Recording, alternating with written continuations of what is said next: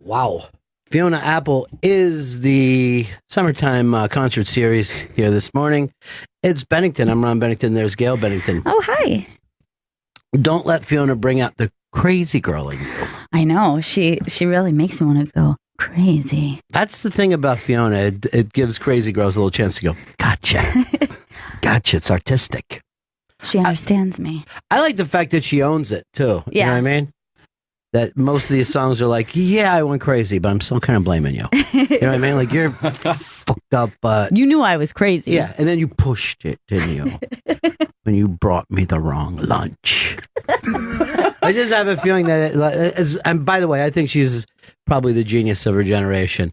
But I feel like if you're dating her, you just come home and like you're hitting the key and you just open the door like, Fiona? Is it Fiona? You're just looking around, trying to guess the mood of the day.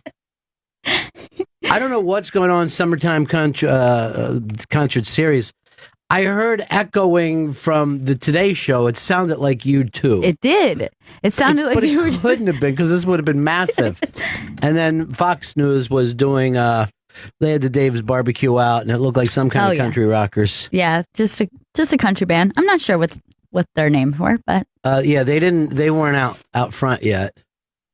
Chris, you got the summertime concert series? Yeah. Today was Imagine Dragons. Okay, that's the YouTube gimmick on it. okay. Next week's Flow Rider. Okay, Whoa, big for you. represent. Yeah, you grew up in Flow Rider. And after that, Shaggy. All right, don't get too far All right, ahead. I'm just I'm excited. What are they doing over at the Fox News crew? And I know they're giving out free Dave's Barbecue. Oh yeah, It's always famous nice. Dave's. And then hopefully throwing an axe. I'm finding their summer concert series now. Good. I always want to know everybody's summertime concert series. It's like a nonstop festival here in New York City. It really is. It's a morning festival. I mean, nothing happens at night. But in the 6 o'clock hour, we just rock. We rock hard. I wonder if you were Imagine Dragons, that would hurt your feelings or make you happy. That somebody's sitting like a block away and just hearing an echo and going, that can't be you too. I think they would probably be pretty happy with that. I think you're always upset if you're compared to anyone. You know what I mean? Yeah, well, I guess nobody really does like to be compared to anyone. But if you're gonna be compared to someone who's like, you sound like a really huge rock band, that everyone would be excited to say. But it sounds like you're copying a really huge rock band, like every cover band out there today. You're basically the Brother Joe of Imagine Dragons. Do some covers. Yana Kramer is on Fox. Well, I don't know that one. Mm-mm. She's an actress and country music singer. Okay, so double threat. Yeah. Fuck yeah! All right, I might just put Fiona back on and run downstairs and hang out with the Kramer crew. I hope they do it with Case. Get some famous Dave's for breakfast. First thing in the morning. I mean, I know I like country music, but I'd like to have something other than barbecue. Morning rib. It's delicious. That's actually just made me hungry. When I used to do radio, morning radio, we were always starving. And basically, by the time the food arrived, like 8 o'clock, it was your second meal. Right. So we'd always either be eating steaks or ribs. And our listeners used to say, you guys fucking gross us out. You're just eating gross nighttime food. And I just woke up. And we just go, ribs are good. Have the strippers kiss each other. Let's throw ribs at the strippers. You know, one of the big things on the iBang this week was shooting the girl in the ass with gummy bears. I didn't think it was going to have the legs that it had. Yeah. Is that a misogynistic thing of let's shoot her in the ass with gummy bears? I mean, you can see that she seemed like she was directing it herself. Yeah, she seemed very happy with it. But they did leave quite a mark. Yeah, they did. Now, I don't think it's misogynistic. I would have if it was bullets. Right. That's where I would have been. That's gone too far. Hey, join us today. We're going to shoot a girl on her fat ass with bullets. Slow motion. Don't miss us. Kicking ass, everybody. That's the other thing about terrestrial morning shows. They're just so aggressive. Wake up tomorrow morning, you a-holes. You know what I mean? It's time for you jerks to call in now. Why are you calling us jerks? We like you. We That's just why we're woke listening. up. Yeah. We're all a-holes. Because you can't say asshole, of course. You can't go that far with it. By the way, the number this morning, 866-969-5555. 1969. Summer Love. Yeah, summer. Well, no, it was 2 years after Summer of Love. 67 was Summer of Love. 67 was. Why did I always think 69 was Summer of Love? Well, I guess because of the 69. If I'm going to be totally honest. Because of the sexual position, which is the most loving of all sexual positions. It's the laziest, I believe. And that's the position that says, me too. I don't want to be left out. I don't trust you. Tit for tat. It's not tit, Chris. That's the only part. No. Clip for tat. Oh, God. That's what it should be called. Oh, God. Too early for this shock jockery. Yeah, he is. He's our shock jock. Stanley's out of his mind. Every morning from 69. And it's 69. We'll be taking call at 69. You a-holes. He keeps calling us a-holes. Join us every morning. We let it out. And, people actually buy homes doing shows like that. You just buy a home for yourself at the end of it. Aren't you the guy in the morning that's so obnoxious? Yeah, I guess I am. Sorry. Yeah, it's me, T-Bone. No one ever uses their real name. You just crazy. Do it, T-Bone, yeah. Then he always has with the, right? With the archer. What? Why is he the archer? I mean, it's the Summer of Love. It's 1969. 69, Summer of Woodstock. That's maybe where I'm getting confused. 69, Summer of Man Walking on the Moon. And then what was so loving about 67? Well, it was just, it was, I think it really came from the Monterey Pop Festival. Okay, that's what that was the whole deal. If you're going to San Francisco, make sure you wear flour in your hair. Mm-hmm. And I'd be like, hey, don't fucking don't set up some kind of thing now. I got to wear shit. You know what I mean? I just got out of Catholic school trying to be a hippie, and you're telling me I have to wear flour in my hair. Like a cover?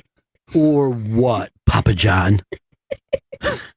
No one really has ever done the thing that John from the Mamas and Papas could have grown up to be Papa John, who just delivers pizza. I think that's him. Yeah. Get your morning pizza. Papa John? With Papa John. 69. Why should I call in? Why is he saying that? Because it's rude. This is big political news, and the Republicans don't know how to deal with it right now, but in second place in New Hampshire, Donald T. Rump. T. Rump? Only moving five, up. Yeah, only 5 points behind the latest Bush. It's freaking people out. It's freaking people out. Is this going to happen? Let's hope so. Is this really real? Why wouldn't it be? I think it's time we jerk the wheel in America. See what happens. Let's see what happens. I don't want another centralist. It's been, 2 weeks since he declared, and he's already second place? Second place, yeah. Yeah, mainly on his anti-Mexican vibe. That seems to be the big buzz about him. Well, that we can all agree on. Univision has said that they are dropping his Miss USA contest because he called them all rapists. This is for real, and I can't be more excited for T-Rump to be bringing it this hard, this fast. Then maybe it's time that you go and get registered. If you're a guy who suddenly is interested. Really? You have never voted? Nope. You're kidding me. Nope. Why would he vote? He lives in New York City. It's just fucking Democrat, no matter what he does. You could vote on, local stuff, state stuff. No. And, normally this guy would have been getting a lot of buzz, but it seemed to quiet down. And supposedly he's going over to Livingston High School on Tuesday to make his announcement. Big Chris Christie. And if anything, I hope he shows up there wearing that same baseball uniform. And you know what I mean? And says something like, let's hit one out of the park. You know what I mean? And then he just takes a bat and goes like this. I'm going to clean up Washington with this. No brooms. I'm just going to be smashing fuckers with bats. See, in a normal year, Chris Christie would be the oddball, the one like, hey, what's the story with him? Right.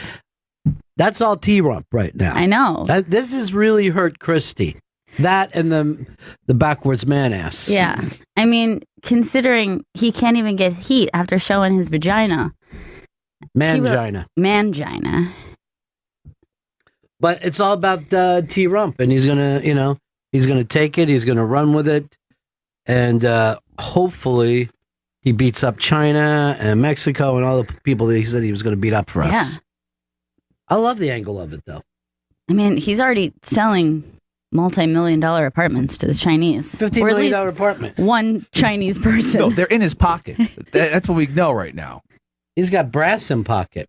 Mm-hmm. I don't have my phones set up today. It's like funny joke. But I like funny jokes. Don't get me wrong. There we go. 866. Let me see where this number, because we switch numbers out all the time. That's why we need like a funny name thing. 866-969-1969. Now, is that Ope's normal number or is it our number? That's Ope's normal number. Okay, that's Ope's normal number. You won't be doing anything differently this morning that you've never done before. Hey, Jay, what's up?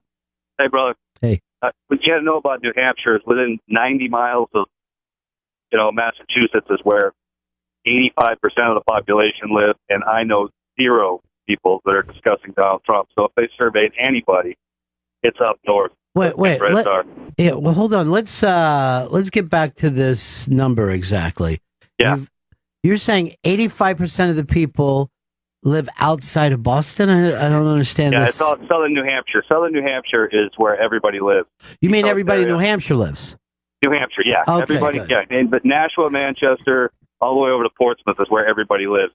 I know absolutely. I mean, there's people who were discussing his crazy speech and were like, yeah, it sounds great, but he's a nut. So most of the normal people, he's not going to win. But here's the deal. You're not going to go around telling people I'm voting for Trump. You're just going to quietly do it. You know what? I didn't even think about that. It's just like watching his TV show. You never run into anybody saying, hey, did you see Apprentice last night? Never. And yet that show keeps coming back. You know what? You're 100% correct. I'm gonna start doing my own survey today and find out. Yeah. Money porn, like any porn, is not really discussed in public. And there's a lot of money porn people that are crazy about Trump. A lot of those people went to Trump University online. Art of the Deal. Had the Trump water, the Trump steaks. All these things that are gone, by the way. T-Rump University. So, yeah, it's happening. It's going down. And he's going to be one of those kind of guys where you're like, I didn't think I liked them, but then I loved them.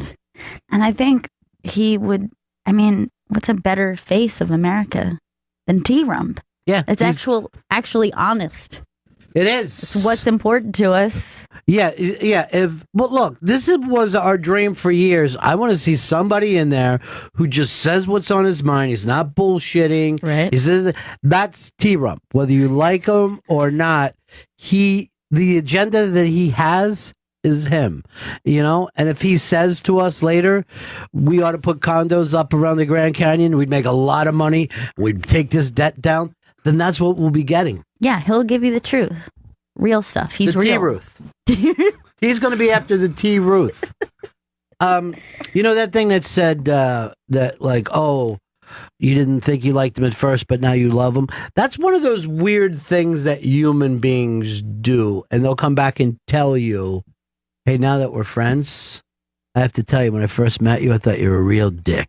That is actually one of my least favorite things. I don't even understand why people think it's necessary if you have a negative first impression of someone. Mm-hmm. It's happened to me before where someone will be like, when I first met you, kind of thought you were going to be a bitch, but you're all right. Yeah. Why would you tell me that? Why would you say that to me? Then you should say back, I used to think you were cool, but now I realize that you're a fucking secretive dick. Just now I realized it. Yeah, it's just happening for me right now. But why would anyone feel the need to express that? Is this something that mostly women do, or do you think men do it as well? No, men do it. They Men do. do it. Yeah, I mean, we get it here in radio all the time. First time I turned on your show, I hated you guys. No, I'm addicted. And you're just like, fuck you. Turn off the radio forever. Or at least just keep that part to yourself. Just like, why even express it? Like, you can have that feeling, but then why do you want me to know it? I think it's better if you express it up front and be like, I don't know you yet, but you give off a real asshole vibe. Right. I'm going to stay with it. Don't worry. I'm staying with it. But that just goes to show that your poker read is terrible. Can I tell you the worst one that was ever done to me? Yeah, A but I friend- want to go beat the person up. A friend of mine who is a gay male, I feel like that's important to the story. Sure, always out there. And he said to me,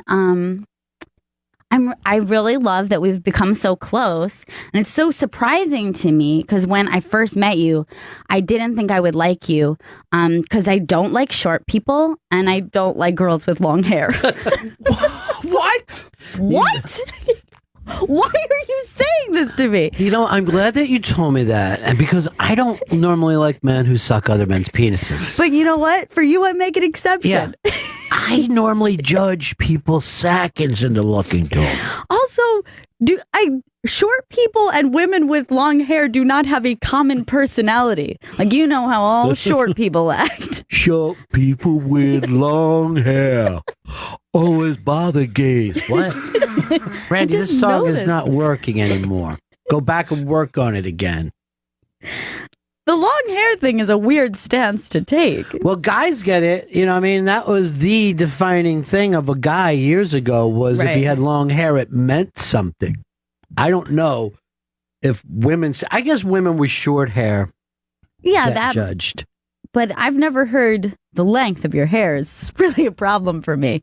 Seems like you're gonna have a personality situation. There's a little song called Almost Cut My Hair by Mr. David Crosby that tells the tale. Speaking of which, David Crosby will be on our afternoon show called Bennington. I'm very excited. And not only David Crosby, but also Mr. William Hurt.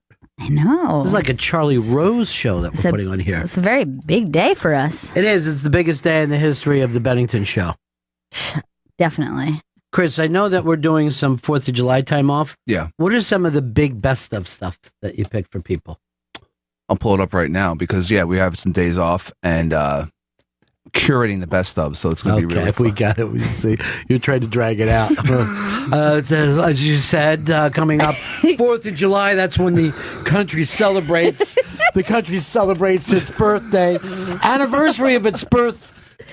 Little known fact, there were 13 states early on. Yeah. There's also Uncle Sam will be here and the Boston Pops. What are some of the get to best it. ofs? I have a little bit of Joe List on the best of from his last appearance on the show. Very hilarious. Look, Tom Waits shows up. Nice. My jinxing ability shows up on these next best ofs. Well, you are It always jinxed. does. You ever notice that the guy who picks out the best of is always the center of the best of? It's my best work. I like shows up as the new hit thing. Not we've scheduled. They show up. They just arrive. Hey, it's me, a clip of Joe List. How's everybody doing? I'm not sure if this is a best of. Yes, it's a best of. Maybe it's the sell on it. You know what I mean? Yeah, could be. And I think that we do have to point out that that's a Tom Waits impersonator, not actually Tom Waits showing up. I don't know. It's pretty convincing, though. Yeah, it is. Of course it is. I could see how someone could get confused. Short people got Hey. long hair and short people are kind of dicks and short people don't like gays at all. Yes, we do. Now, can you still be friends with somebody after they say something like that to you? Yeah, I mean, it's not the worst thing I've ever heard him say. So I guess I have to live with it. It's his personality. You're only But- friends with him because he's a gay guy. No, That's what I say. You not like true. having a gay friend. I have many gay friends. You don't need just one. A lot of women think you just need one. You're out as my gay friend. This is my gay. I hate that term so They much. say that? Yeah, my What? gay. Like, this is my gay best friend. Like they own them. This is my gay. Like, you're saying this is my dog. Attack him, gay. Get him, gay. I'm sorry, I gotta leave. My gay hasn't shown up, and I don't want to walk in the place without my gay. Are you saying guy? This is why No, people gay. do not like women, I think, because of things like that. Things like that. That's the reason I don't like women. I will say, though, that yes, that sounds like women treat gay men as an accessory, but I do think gay men do the same thing with women. Sure. They both treat each other like an accessory. Yeah, I think there's some truth to that. I think everybody but the straight white male is on some kind of weird agenda, and they're fucking weirdos. You They guys don't are on like a weird football. agenda. Really? Sports? Mm-hmm. Guns? Fishing? Sure. Business. Going to the moon? You're welcome, Earth. We've gone to the moon, not just for us white men, but for all mankind. You guys do everything good. So far, I'm sure there will be a time when a black gay man will go to the moon. Mhm. It just hasn't happened yet. But still not a woman. Maybe a little Chinese woman that could come along with everybody. She's small. She'll fit in the shuttle. Does she have long hair, though? That is the thing. If she's short with long hair, I do not T-rust her. I don't T-rust her anymore. Paul and chicken in a car won't go. Chicago, that second city, that toddling town, the windy city, the city with the big shoulders, the hog butcher to the world. Hey, good morning, guys. Thank The you for second the introduction. I city, definitely the appreciate city it. of oats, the city that man forgot. City with a lot of nicknames. All right, guys. Hey, I was just wondering. I mean, I totally understand what's the gimmick with Donald Trump. I mean, he says what's on his mind, which is 99% bullshit half the time. Mm-hmm. But to run the country, I mean, I wonder if people have forgotten. He's declared, well, him not personally, but his businesses have went through bankruptcy 4 times. So I don't get the You idea try to make of that him big running the ugly hotel government. down Atlantic City work. It couldn't be It's done. not easy. It looked like an Indian palace in the middle of the ghetto. And people Did aren't not- allowed to fail? Excuse me? I said people aren't allowed to fail, Paul? Well, that's the thing. Do you want your president to fail? As your You want to give president, him all I the power. failed. You want to give him all the power for Well- this country. Well, as we Go watched ahead. with the last 2 presidents, this isn't even that much power. Yeah. You know? It's just a little bit. It's He's a just your little- showman, really. Yeah, he's just going to go around and open up malls for people. Mm-hmm. You know? The real power is divided between the Supreme Court and corporate America. Yeah. Now, the Republicans are mad at the Supreme Court, including some of the Republican judges, for backing up the Obamacare. Well, what are we going to turn on our backs on it now that we've started it? Now See, we're that's the thing. That's why it's very difficult. That's why people fight tooth and nail on it over everything. Is now what are we going to do? Stop it once it starts? We're used that's to it. going to be more annoying. That's Let's just make it better. see. You're saying don't just be socialist, be really socialist. Yes. That's my recommendation.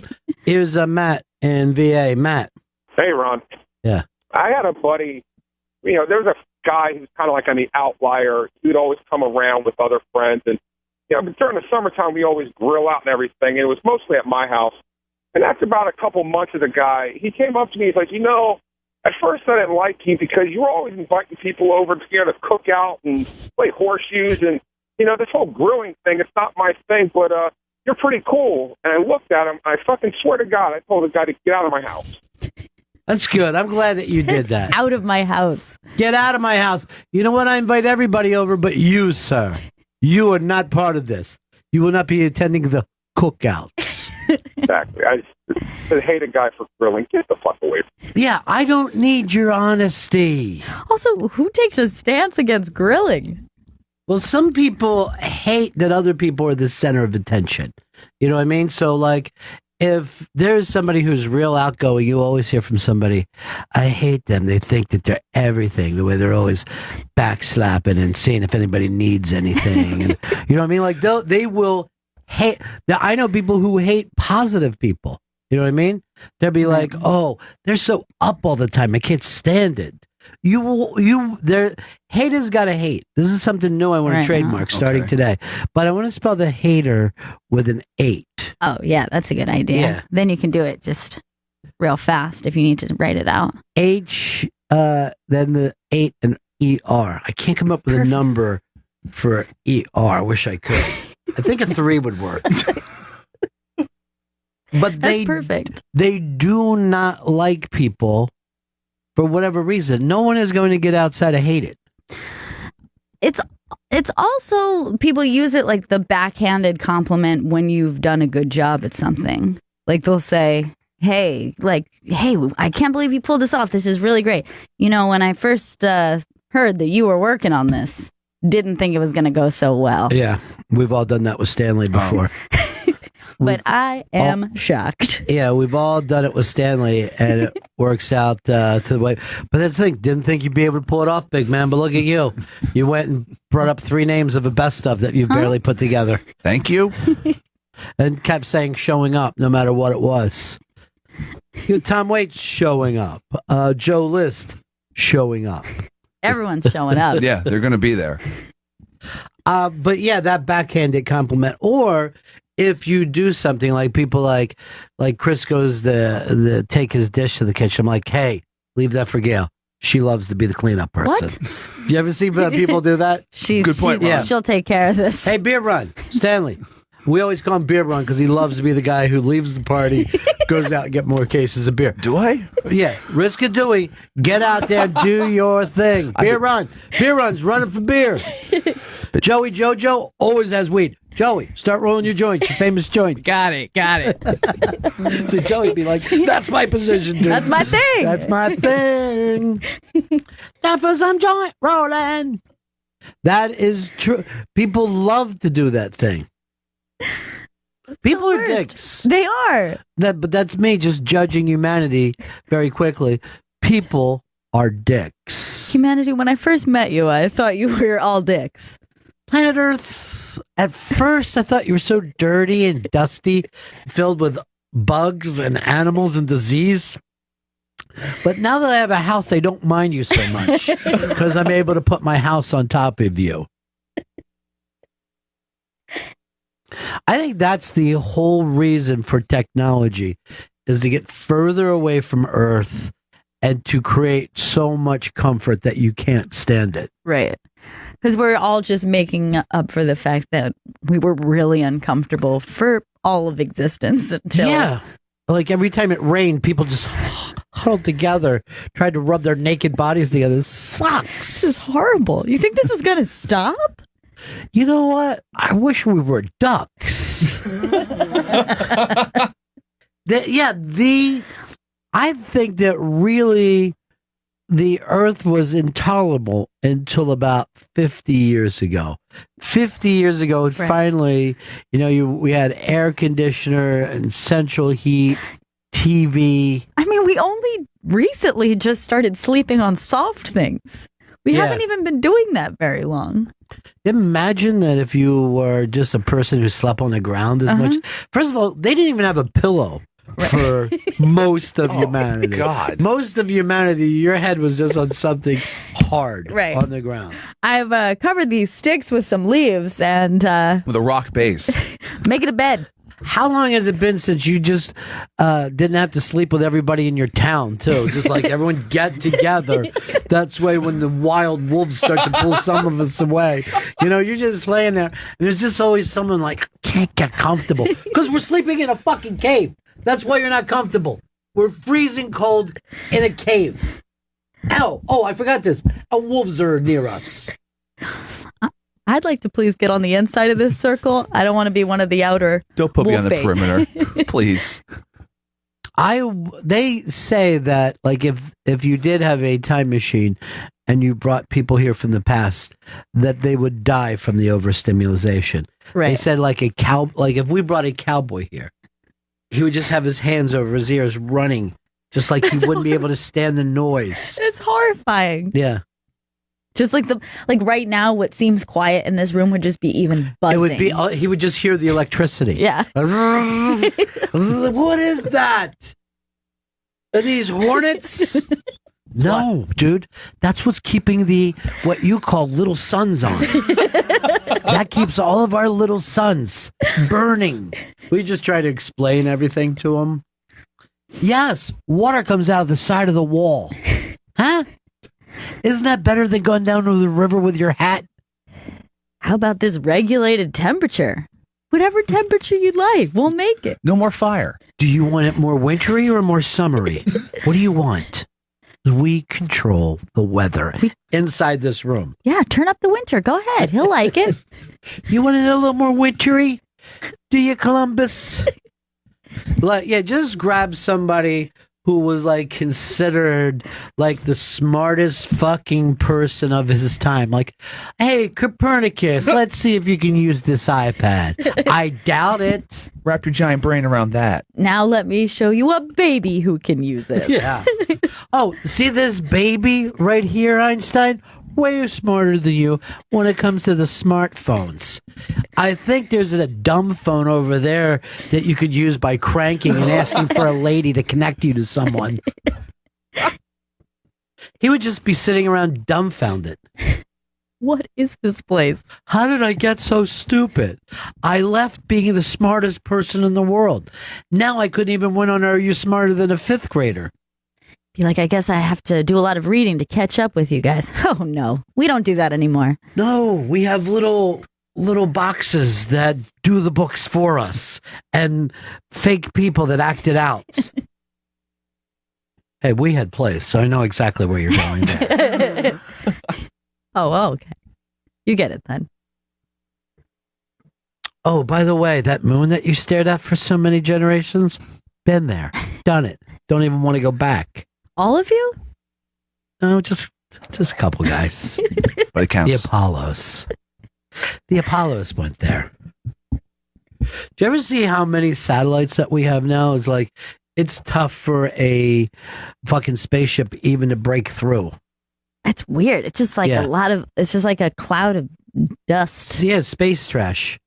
It's like we have space trash. Is that real? Yeah, that's exactly what it looks like. And it's the reason why your phone is able to connect you to someone else, or you're able to watch a television show live. Why are you doing quotes for all these? I'm trying to put it in a way that you can understand. Oh, okay. Yeah. Without those quotes, I never would have got it. Just in the way that you eat your bacon sandwich every day. But we have just fucked everything up with satellites. I thought there was only a couple. I thought there was the Sirius XM satellites. Right.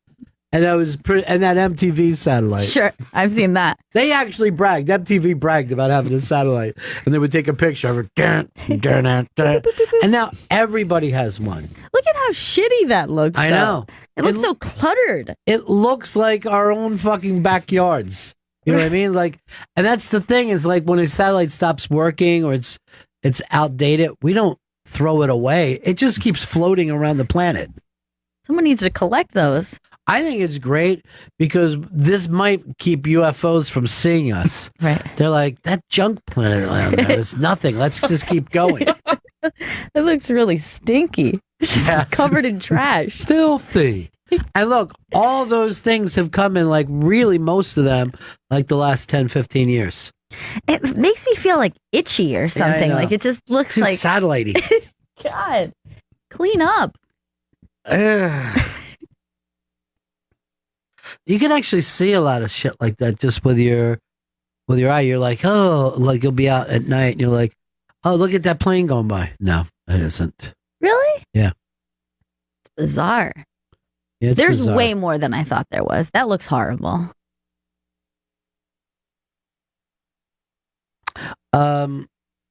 This was written into us. You guys have put overly positive people on your deal breaker list. Remember when we used to play Deal Breaker? PC and D. Yeah, we never play that anymore. I know. We need to play a game sometime.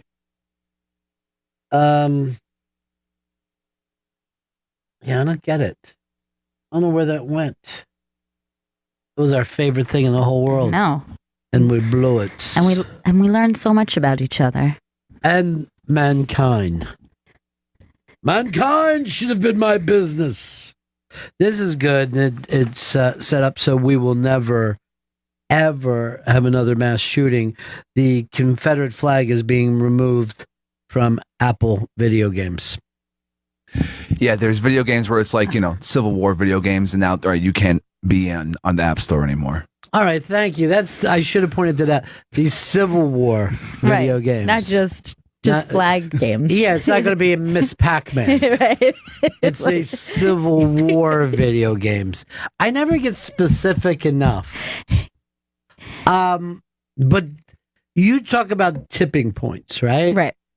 Things can happen so fast now. I guess it's because of the internet where everybody jumps in together. But when you hear stuff like that, you'll just find out, at any given time, we might just get rid of buses. You know what I mean? Like something could come up, some kid on a bicycle gets hit by a bus. Those big things are out there you can't see. And next thing you know is buses have been banned all over the country. No more buses. You could end up losing buses or cartoons or French fries. Yeah. Something Hot dogs. Definitely. Something just happens really fast. And then the country turns on it.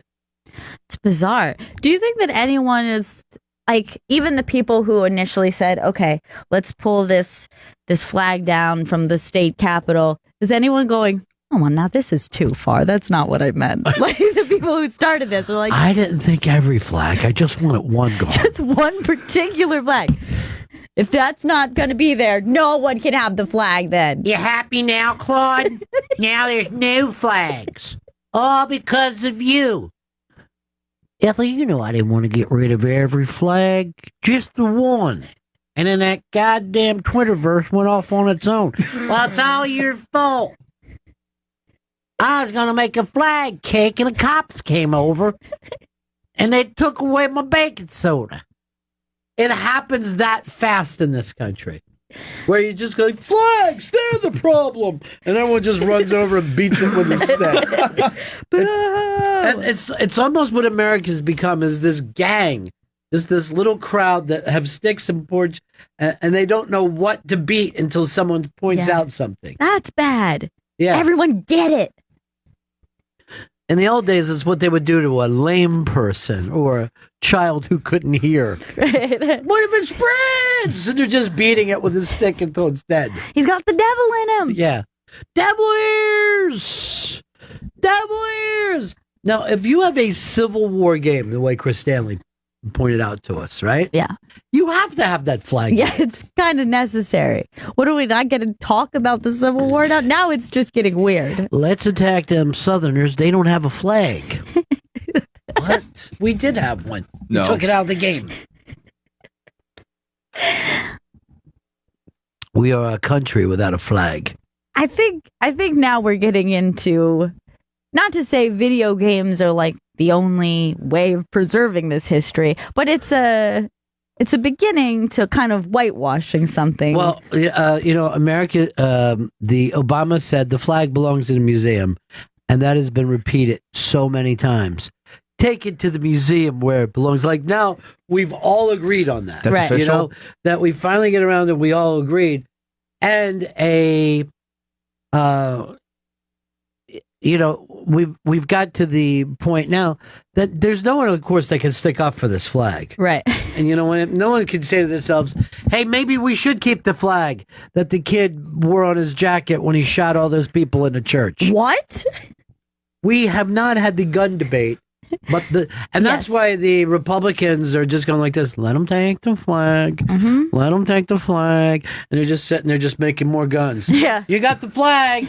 Guess you're the winner. You guys did it. It's figured out.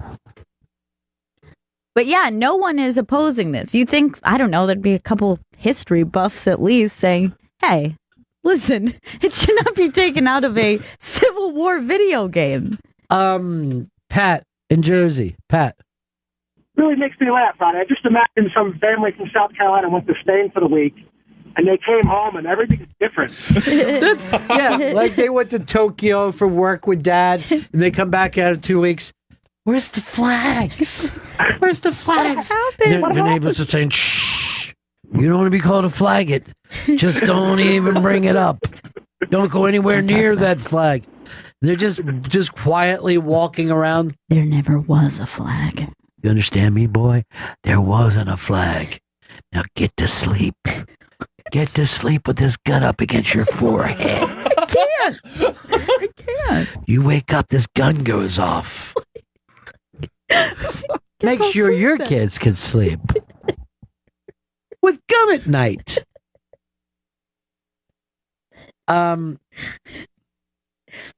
Rocky, Strong Island. What's up, Benningtons? Hey, what do you say? They're taking the Confederate flag out of video games, but Castle Wolfenstein, still cool to have Nazi flags all over the place. Well, a Nazi didn't run into a church shooting people. That flag is fine. What have they ever done?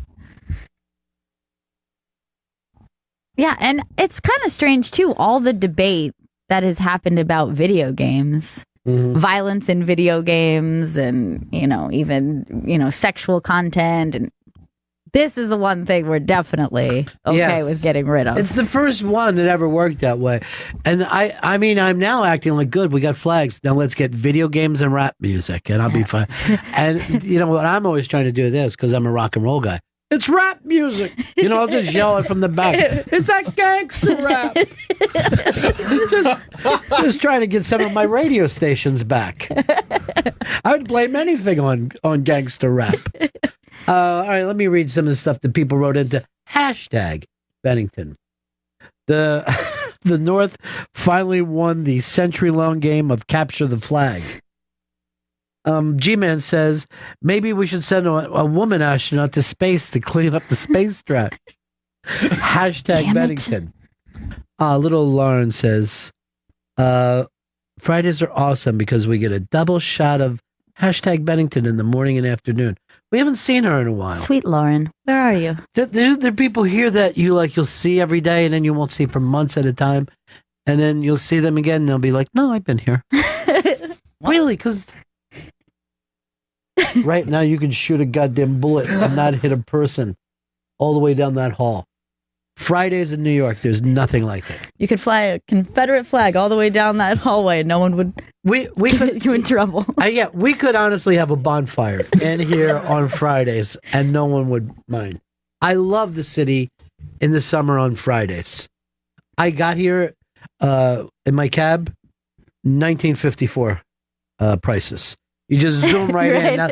Nothing stops you. It cost me 75 cents to get in here today. It was like Vanilla Sky all the way here. Yeah, Fridays are Vanilla Sky. I'm sure that's when he shot it. Didn't even No yeah, permits. Yeah, it's 11 Yeah. o'clock in the morning. Johnny Rocks said that people hate him for his famous pants collection. Yeah, I do. I kind of do. It's true. When I first met you, I didn't think that you had that many famous pants.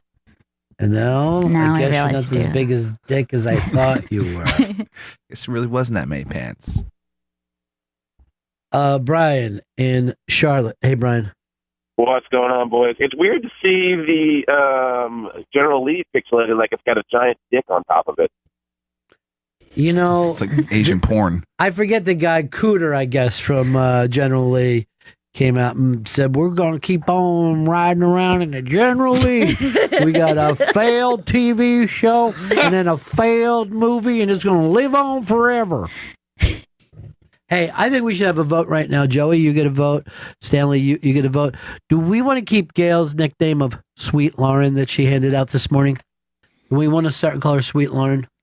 I'll call her Sweet Lauren. Yeah. Yes. Vote yes. I'll vote yes as well. I like Sweet Lauren. I'm going against it because I like a double L sound. Okay. Lovely Lauren? That's a little busy, though, isn't Yeah, it? I guess it is. Loser Lauren? No. Lone Lauren. How about Lauren the Lip? You know, because she's always, talking. She's slipping off a Yak, lot. yak, Yeah. yak. She's shooting that mouth off. What about oldies Lauren? You know what I mean? Get that thing going because she's always. How about cousin Lauren?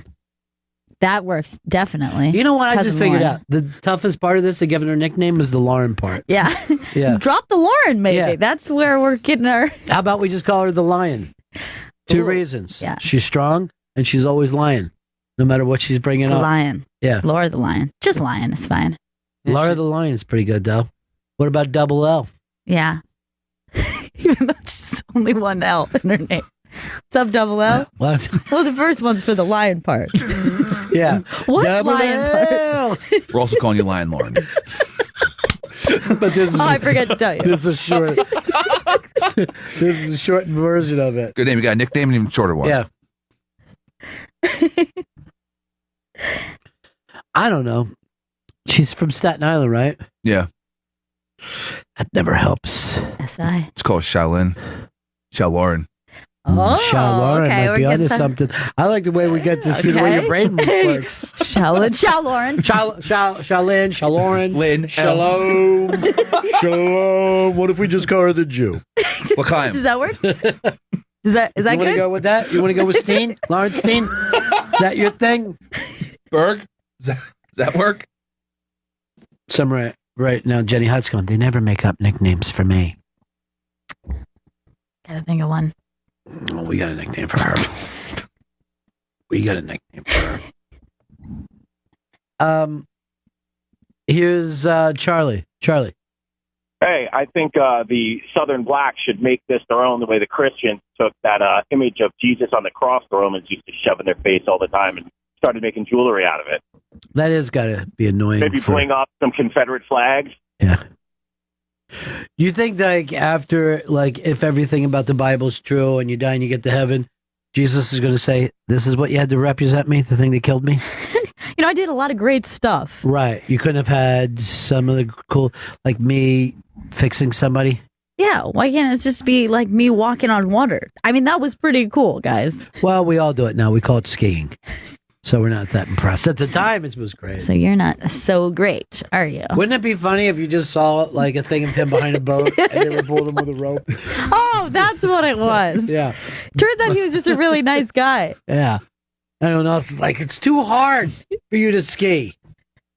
Did you see this thing up in this little village? And they have a seal, right?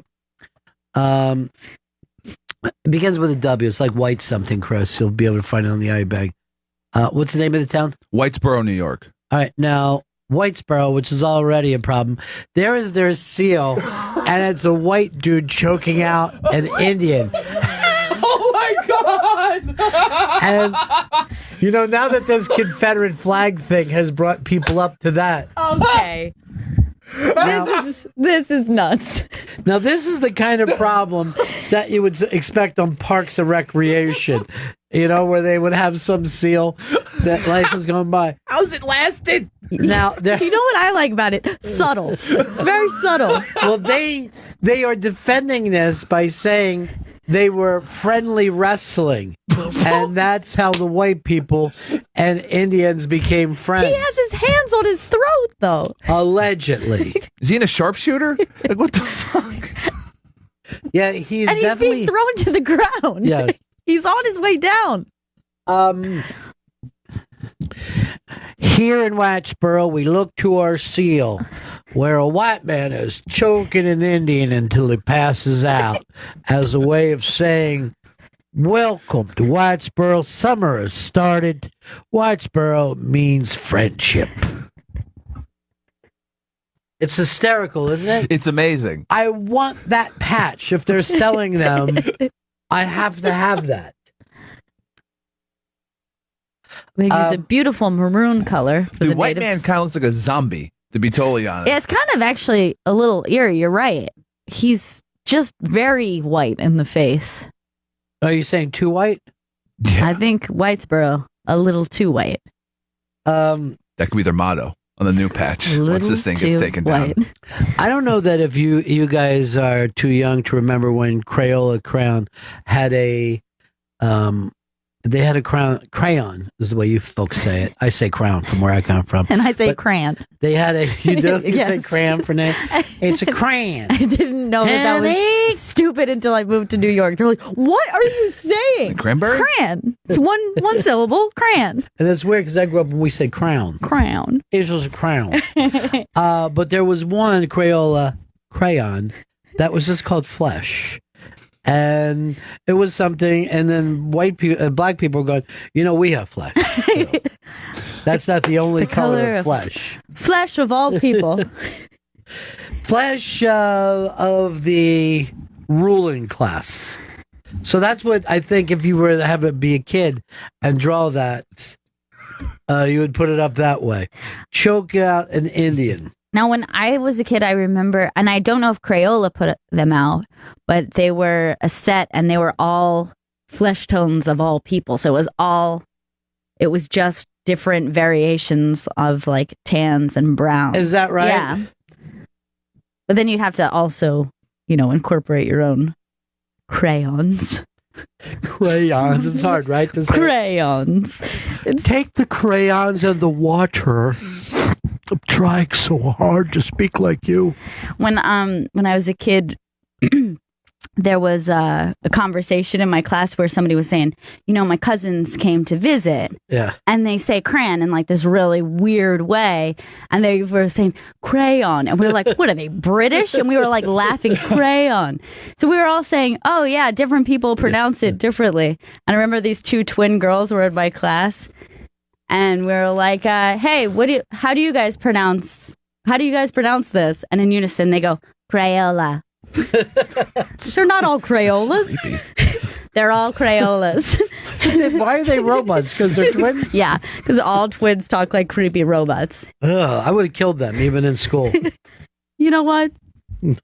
We got to get rid of these twins. And They're then really their eyes freaking started me out. glowing.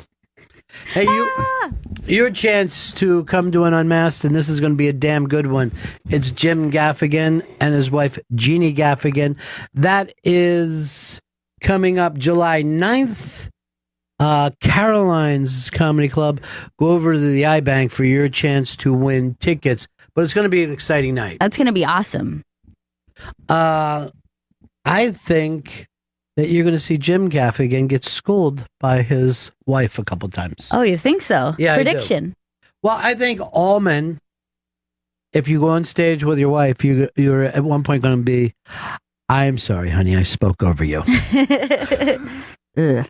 I am now in trouble. Who do you think speaks over people more, men or women? I think actually men do it more. Yeah, men. I think so too. Men do it more, and they don't feel as bad. Like women might start to, and then they go, "Oh my god, I'm sorry. Sorry, go ahead. Sorry. No, go ahead. I'm sorry. I'm so sorry." Yeah, I'm gonna finish my thought now. I'm Thank sorry. you. Go Yeah, ahead. good. But I think men do it like kind of unapologetically. Yes. And it's not any hurt feelings about it. I'm forcing my way to domination. It's a free show at Caroline's. Go to the iBang. The iBang. They've got a great new TV show that Gaffigan's going to be doing on TV Land, and Jim is starring in it, but they're both the executive producers. And I think it's going to be one of those shows that takes him even to a whole new level. Yeah. And he's doing stuff like playing Madison Square Garden now. You know what I mean? Like he has an incredible following. So you want to get in on this. Yeah. It's Jim and Jeannie Gaffigan, July 9th.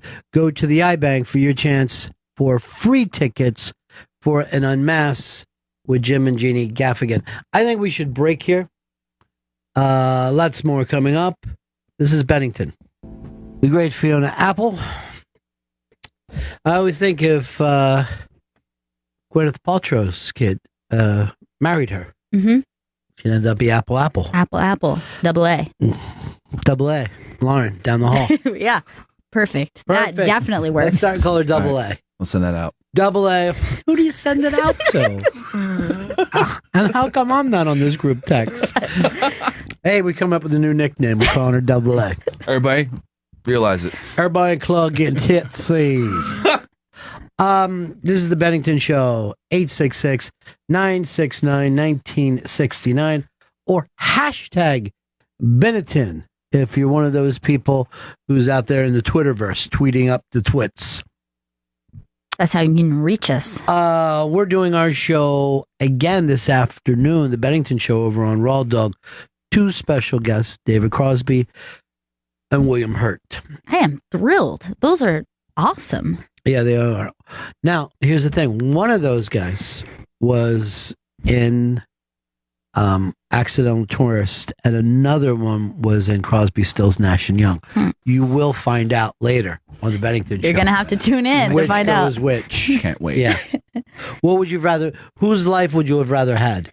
You're an actor who's done all these fabulous movies, or it's getting to the point where I'm no fun. Which one? Quickly. Hurt. Crosby. I don't think it's close. I don't think you pick anything over being a rock star. I know. I mean, rock star or astronaut, rock star. Mm-hmm. Rock star or heart surgeon, rock star.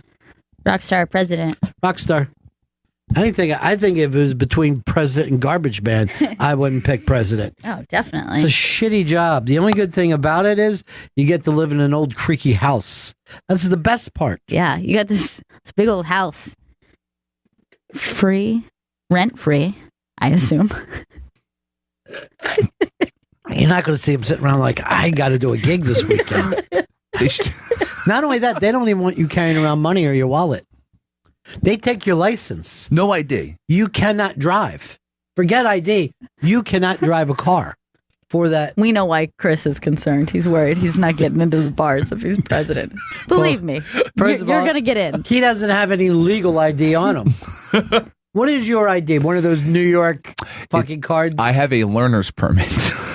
Which I thought maybe you'd have like one of those like immigrant identification. Yeah, cards. a learner's permit lasts 6 months. Yeah, it's expired. There is no like legal. It's not legal at all. No. How do you travel? I do have a passport. So a passport supersedes anything else because don't you have to have a second kind of ID besides the passport? I think the passport's the big deal. I don't think bigger than anything. Yeah, I think if you provide a passport, no other questions. See, that's a problem. I didn't realize. So, are you telling me the New York cops are going to respect the passport? Oh, they will. They have to. Here's my passport, officer. Well, but you're an American, asshole. I prefer this. Passport and registration, please. Yes. I have passport T-Rump solved, and I'm the first to know it. Well, what ID do you have on you now? Because I was hoping to take you guys down to the Hershey store in between shows. Yes. Thank you. What is across the street from the Hershey store? There's another candy store, the M&M store. M&M store. That's right it. across. You got this entire city, and these guys are right across the street with their mega stores, feuding for in each other's faces. and the kids go into it, and the parents go into it, and I'm like, you can't get M&Ms in your town? You really have to stand in line here? Oh yeah, to get an M&M? This is where it all happens. If I go to New York, I'm going to get the same candy I can get in the mall. I went with my little cousins to both of those. They were thrilled. Yeah. Thrilled. Because it's a store totally dedicated to candy. Yes. Yeah, those kind of stores didn't exist when I was a child. There's a place down on the Lower East Side. I don't know what the name of it is, but you go in there, it's really packed. Yeah. But there's so much old school candy that you see everybody who's like 40 and above just like, oh, look at these wafers. It's just like adults just screaming, they've got candy dots. They're just eating these dots up. And there's no way that you could sell candy on paper to an adult unless that person got addicted to it when they were a little kid. Right. Because you end up with paper in your mouth. That's not something that you would buy in the line at the grocery store. You're like, actually, I'm going to pick up some of these paper dots. Oh, good, they're here. But, eat these in the car. Even with candied cigarettes, well, you guys probably wouldn't remember them, but I had them, yeah. They were around. They never tasted good. They tasted like the 1910. I'm aware people feel that way, but I actually like a chalky candy. It's a weird thing. All right, first of all, I'm freaked out that you would just even say chalky candy. I don't know why. That is something some measurement. I'm aware that most people list Necco wafers as their least favorite candy, but to me, I think they're actually pretty good. Well, let me take a look at Necco wafers. It's Chris, another give me a chalky tag. It's chalky, and again, that looks like Teddy Roosevelt would have gotten it. It's wrapped in wax. It doesn't look like anyone past the year 1950 would enjoy that. There's no reason a Necco wafer ever should be sold. You know, you can go out and buy like these things called 1970s candies, 1960s candies, 1980s. They ship it to your house. It's like a box of all just from that one era. And it's pretty thrilling when it comes in, and it's the markup is ridiculous. But worst candy ever, I don't think it's the Necco wafer. But I'm going to give you a candy that some people hate that I like, even though I haven't had it in decades, is those orange peanuts. Circus peanuts. Yeah. They're disgusting. Oh, they're nasty. They're so disgusting. They remind me of penicillin medicine. It's just a really nice taste. Here's what I don't understand. Why do they taste like banana medicine? They're orange and they're called circus peanuts and in the shape of a peanut. You have to remember the world was a crazy place. It doesn't make sense. They definitely seem like they're Civil War candy. I haven't had one in years, but I would eat one right now. And when I say years, I mean decades. See if there's a history of like a Wikipedia page of when these things were done, when they came out. In 1940s, they were sold in 5 and dime stores. They're disgusting. All right, go to Necco wafers now. I'm curious to know, because a Necco wafer looks like it should be dropped in water and then drank to fucking fix your stomach. Necco wafers date back to 1847. Yes. I knew it. They were carried by Union soldiers. First of all, why are you even called Union? You're American. Worst candy ever. I don't think I struggle with this at all. By the way, we'll put it out there for people too. 866-969-1969. 866-969-1969. The fact that there's a candy that you reject is so kind of odd, because a candy is supposed to make people happy. Yeah. You know what I mean? Like, but I can honestly just say, simple black licorice is disgusting to me. I will one up you there, because for me, the worst candy ever is the Good and Plenty, which is the candy coated licorice flavored pills that it was like the worst thing. The first time I had them, I was like, why is this a candy? Do you like a Good and Fruity? What's it? Oh, that's like the kind of like the Mike and Ike version of the Good and Plenty. That's exactly what it is. I don't prefer it, but nothing could be worse than the Good and Plenty. I like a Good and Plenty, but I swallow it like a pill. I don't bite into it. You enjoy it. What's the point? I just sit and swallow them one after another. You're going to need a large glass of water to get through this box of Good and Plenty. They're disgusting. And I remember, like, somebody would have them, like, you'd hear the box shaking as a child. You're like, that sounds like candy. You put your hand out. Disgusting. It's one of the most famous commercials of all time. Charlie says, love my Good and Plenty. I mean, that thing was as big as any commercial in history. And it really is just a candied flavored licorice drop. Once upon a time there was an engineer. Choo-choo Charlie was his name, we hear. He had an engine and he sure had fun. He's good and plenty candy to make his train run. Charlie says, love my Good and Plenty. Charlie says, really rings the bell. Charlie says, love my Good and Plenty. Don't know any other candy that I love so well. And it's just a total lie. It's disgusting. By the way, do you notice I don't believe any child liked that candy. By the way, do you notice that both those people have the perfect early cartoon voices. Yeah. You know? They could have been on every Christmas special out there. Oatmeal? Tom. Yes. Yeah. Hi. How you doing? Good. Worst candy ever, Tootsie Roll. Not quite chocolate. Certainly not candy. Tootsie Rolls is almost forgotten, too. Now, you had the little Tootsie Roll that wasn't bad, but the big giant Tootsie Roll was just way too much. Yeah, the little one's okay. Yeah. I loved them. My wife actually gave me, on the day that I went to my grandmother's funeral, she gave me a giant Tootsie Roll. Just a giant, thick I have no idea why she Tootsie did that, Roll. but that's what she did.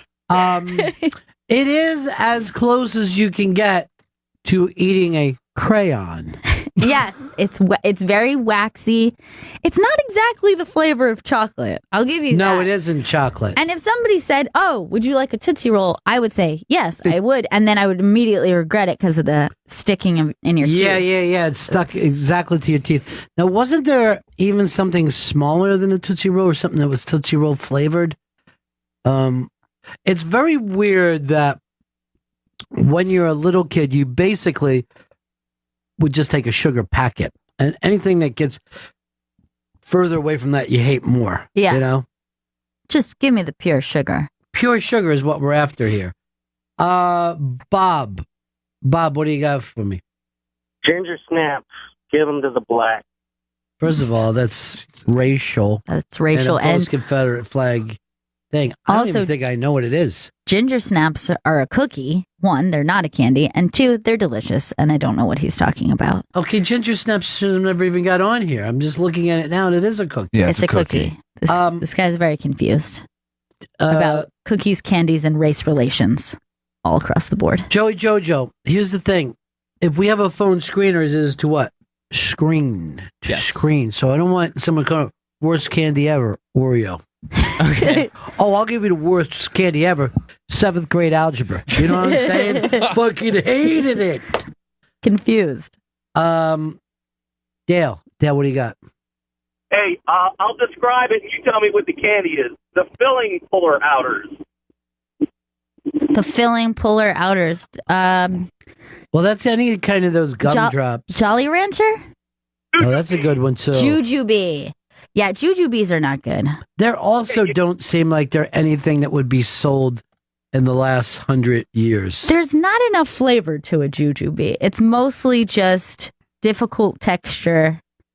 It's one of those things that aren't sold outside of theaters. Right. There's a theater candy.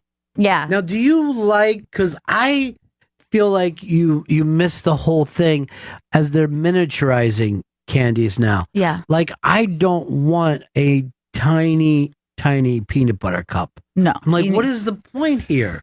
This They're is nasty.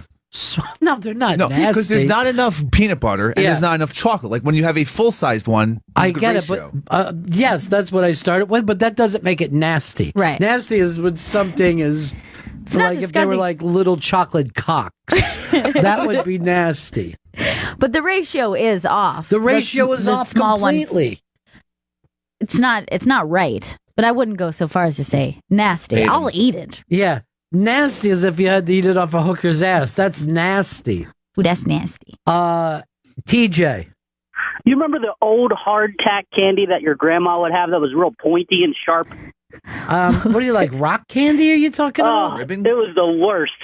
Rock candy? Yes. No, I like that stuff. It's pure sugary goodness with just colors to it. I don't like what it does to the tongue, though. I'm going to agree with him. I don't want anything sharp in my mouth because I want to be able to run when I chew my candy, and I don't want to get yelled at for it. That was my problem with a lollipop, or as we called them in my neighborhood, taffy. Taffy. No matter what they were, it was Really? just called taffy. Yeah. But I didn't like it because of the thing of, now you can't run. What? I don't want to fucking sit and eat Sit candy. down and enjoy that until it's all the way done. Anything that was like slightly sharp or that you could choke on, it just lost fun for me. Tim, what do you got? Hey, Sixlets. They were like an M&M knockoff, but they were disgusting, like that carob chocolate or something. They weren't even real milk chocolate. They were I don't. I'm not even familiar with this. Stanley's They looking came it in up a- for us, and even he's They struggling. came in a little. They came in a little plastic tube of plastic. They're, I don't know, about maybe 10 or 12. Say the name again, sir. Sixlets. Sixlets. Sixlets. I have never heard of that. Might be a Midwest thing. Yeah, it's bizarre. Yeah, okay. They look like gumballs? Yeah, but No, they're like they're little. Oh like yeah, yeah, I I've seen totally, 'em. I totally know, and they are not good. It's a garbage. Oh, they were disgusting. You were so excited. You thought you were getting like an M&M, and it turned out to just be this bland, blah chocolate. Here's Don. Don, worst candy ever. At worst candy ever, it's, they sell it up in like Wisconsin and everything. They're called cow tails. I know, though. They were big in Florida. I like a cow tail. Yeah, I think they got a good taste to them. There's like a vanilla thing inside. Now, I will tell They you, sell all different kinds of flavors. There's chocolate, strawberry, vanilla, but it's like a Tootsie Roll with marshmallow cream on the inside. Sounds good, it's actually. delicious. They are kind of, I don't want to call them white trash candy. They kind of but are. I can't think of another name for them.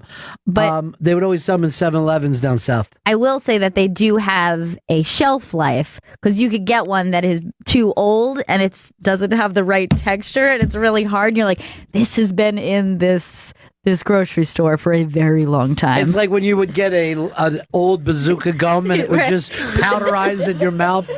So disgusting. Let's go over to Pete. Pete, what do you got, buddy? Hey, Zeke. Yeah. How you doing, man? I hate candy corns, man. Disgusting. Well, first of all, you know it sucks because it's seasonal, and any seasonal candy blows. Right. Christmas candy sucks. Easter candy sucks, and the candy corn, only available at Halloween, blows. And yet you feel like when you got to be an adult, you still even buy it for the house. Yeah. Because you're like, well, it's Halloween, and the kids have every right to say that this sucks at Halloween. It's festive looking, Yeah. but it is not delicious. Almost tasteless. What is the flavor? It's very It's candle. It's Candle birthday flavor. candle. Yes. Sweet candle. Mmm. This candle, good. It's just so gross. Yeah, I don't. You know, if it was good, they would sell it other than October. Scott, what do you got? Hey guys, love the show, but one of the worst is the marshmallow peep. I live in Bethlehem, Pennsylvania, where they make them, and good Lord, that's like sacrilege if you say that you don't like them, but they are awful. I find them to be pretty gross, but for some reason, every Easter I'm tricked into thinking like, yeah, I'll have a peep. And then like 2 bites in, I'm like, I'm not enjoying this. I want you to know something. I've never eaten an entire peep and never even tried for probably the last 20 years. If I see a peep, I'm disgusted. I would like a Easter basket that just had like Hershey bars in it. Is that so hard? Yeah, just to live like a person. Seasonal candy. Let's go back to Dan. He's got another one. Yeah, Christmas ribbon candy. Terrible. Not yeah, good. it's all bunched together, no wrapper. Terrible. A lot of the Christmas candy makes me hate Christmas. Oh, God, it tastes so terrible. The Again, ribbon this is candy. something that is festive looking, and then you Yes. take a bite of it, not delicious. You're right. at It's all. kind of beautiful. You know, you're like, it should be good. And I remember looking very exciting to me as a child, like, oh, yes, that's going to be good. Look Yeah. at these colors. Look at this cool shape. You know, Stevie No. Wonder wrote Ribbon in the Sky about this candy. Nah. Yeah, you're right. That would have been great. Right? That would have been terrific. Chris, what do you got? There's this candy, and it's Mary Jane, and it's like a rock hard, like taffy, and it'll just pull your teeth right out. It's got Yes. peanut butter inside of it. And first of all, look at the wrapper Again, alone and say that doesn't look like Depression era. Give us a wiki on the Mary Jane. It's maple and with a peanut butter right together. 1914. 1914. It is oddly delicious. You And like it? Haven't had it in 20 years, at least. The flavor is not bad, And but let me also say this. I love the wrapper. it is pretty It's cool so looking. weird. Look at the the weirdness on it. That's the original rapper from 1914 that never changed. No. It's like before anyone even thought about design. Yes. How would that be a good design? We'll draw a girl on it. Yeah, their idea was, Stripe look, we right- can ship this, was exciting. Right. You know, because before that, you just had to eat the candy right next to where the man made it. This was the first kind of shipping. A Mary Jane does have a good flavor, but the issue with the it's teeth. a teeth ruiner. Yeah. You know what I mean? If you have any fillings at all, they're coming out. It's over. You're done. Yeah. And then you're just going to swallow it. You're never going to be able to get it out in time. Ryan, go ahead. All right, so this is more of a public service announcement than anything else. So I take my kids and wife out on Father's Day, mind you, to like a 10:30 In and Out, that new cartoon. My wife goes, gets the popcorn, and I want Twizzlers. I'm a big Twizzler guy. Sure. She comes back with the red vines, which look like Twizzlers. taste Some like theaters dog only have shit. red vine. Oh, my God. disgusting. Don't ever think that you're getting a Twizzler. It's a with Coke red and vine. Pepsi thing where Dude, if you're not even getting a Twizzler, close. you're getting a red vine. So you go, can I have a Twizzler? Would a red vine be okay? No, it is not okay. I said Twizzler. Now, I love a Twizzler, but a red vine. Red or black? Red, always. Okay, easy. Because your mother is a black person, and she will just hand out blacks in the dark to people. Like, oh, you want some licorice? You're like, damn right I do. This is not what I thought. I thought it was going to be red. Don't ever do that to me again. I'm realizing I have to make a correction when I said your mother's a black person. Yes. It's not. She's Italian, which technically could come across that one way. of the same. I mean, it's close. Pretty close. There's only a river in between, and there's been mixing. Spencer. Hey, buddies. Pez is just awful, and so is Smarties. Pez. Cherry flavored Pez. I love both Pez and Smarties. Well, first of all, let me say this. Smarties destroy a Pez. Destroy. It's not even close. I had an argument with my man over Smarties. Wait, they make Smarties different than they used to? What is this that? is like the new updated box. I don't want to of know Smarties. updated. Go to the old, the one on the Yeah. left. That's a Smartie to me. That thing that you're pointing at, That's looks made like up. it's got a hard shell around it. Yeah, it does have a hard shell I around don't it. want like that. Like an M&M Smartie hybrid, and the colors are all wrong. No. That's a Smartie. No, Smartie is like one of my few sour things that I like. Because it's lightly sour. Yeah, I don't like overly sour candy. But I didn't know that was one of the candies that people dislike. Because I had an argument with my man over it. I had no idea. I was like, what? Smarties. Everyone likes Smarties. And apparently, it's a loathed candy. You're in an abusive relationship if somebody tells you you can't have a Smartie. I should be allowed. Steve, go ahead. Hey, what's up, guys? Yeah. Peanut chews. I don't know if you guys should. They're pretty disgusting. I know exactly what you're talking about. I love peanut chews. No, but when Disgusting. they're so heavy, and then when you eat them, it's like eating. Bad texture. Bad texture. I love them. It's so heavy. They got the fucking texture of the Three Musketeers. It's a Philly candy, too. Is the it? peanut chew. Mm-hmm. You just called it peanut chew. Peanut chew. Like it was in Alabama. Now I feel like I'm going to eat one. They're good. Yeah. Mike. Go ahead, Mike. Yeah, I got one that just tastes like ass, makes your teeth feel like crap. It's a bit of honey. Bit of honey, bit of heaven is more like it. Oh my God, those are terrible. The other What if we start and call Lauren bit of honey? Oh, okay. That works, too. A little BOH. What's up, BOH? What's up, Bo? You heading out to get some more bit of honey? What's up, Bo? I like when people send us pictures of the worst candies ever. All right. Jessica sent in sugar daddy. Let me say this. I'm going to agree that a sugar daddy is awful, but a sugar baby, which is basically the same thing, pretty damn good. Yeah. I'll take baby over daddy for sure. What about a baby daddy? Oh, yeah. That definitely. What? No, don't even say those. Don't say. Mm-mm. Do not. Oh, I didn't even see these. Turkish taffy. Rose sent them in. I'll take the banana Turkish taffy. Nothing else, please.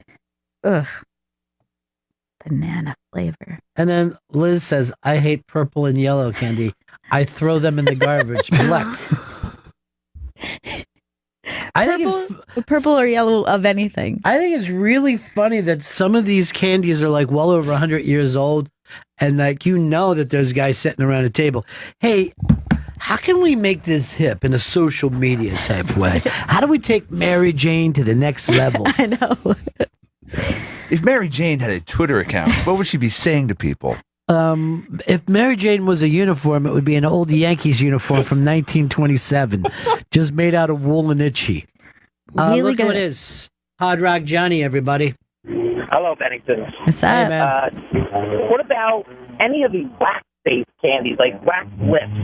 Why the hell would you sell? I don't think that they're candy. I don't think a wax lips is candy. It's just wax. They sell them in a candy store, though. They and say that they're edible, but they're disgusting.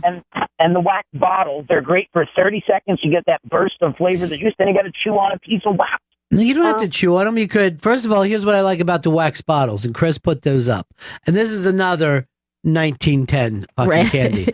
But you could suck it and then seal it again with your teeth. Yes, for a and that's little. very, very exciting. A little drink later. Yeah. Or why don't you just get a little box of juice? I mean, what do you need the wax for? Now you sound like someone's dad yelling at them at the back seat. I want my wax bottle. Now I like to pop the whole wax bottle, bite, juice goes gushing, and then you're just chewing the wax like gum for a little while. And then Exactly. How spitting. long Yeah, did you and then chew spit out. wax? How long, did you going to bite a candle if it's flavored? I don't get it. Yes, I would. Probably would. If no one was watching, yes, I would. I like to eat candles like no one's watching. I need a wax baba today.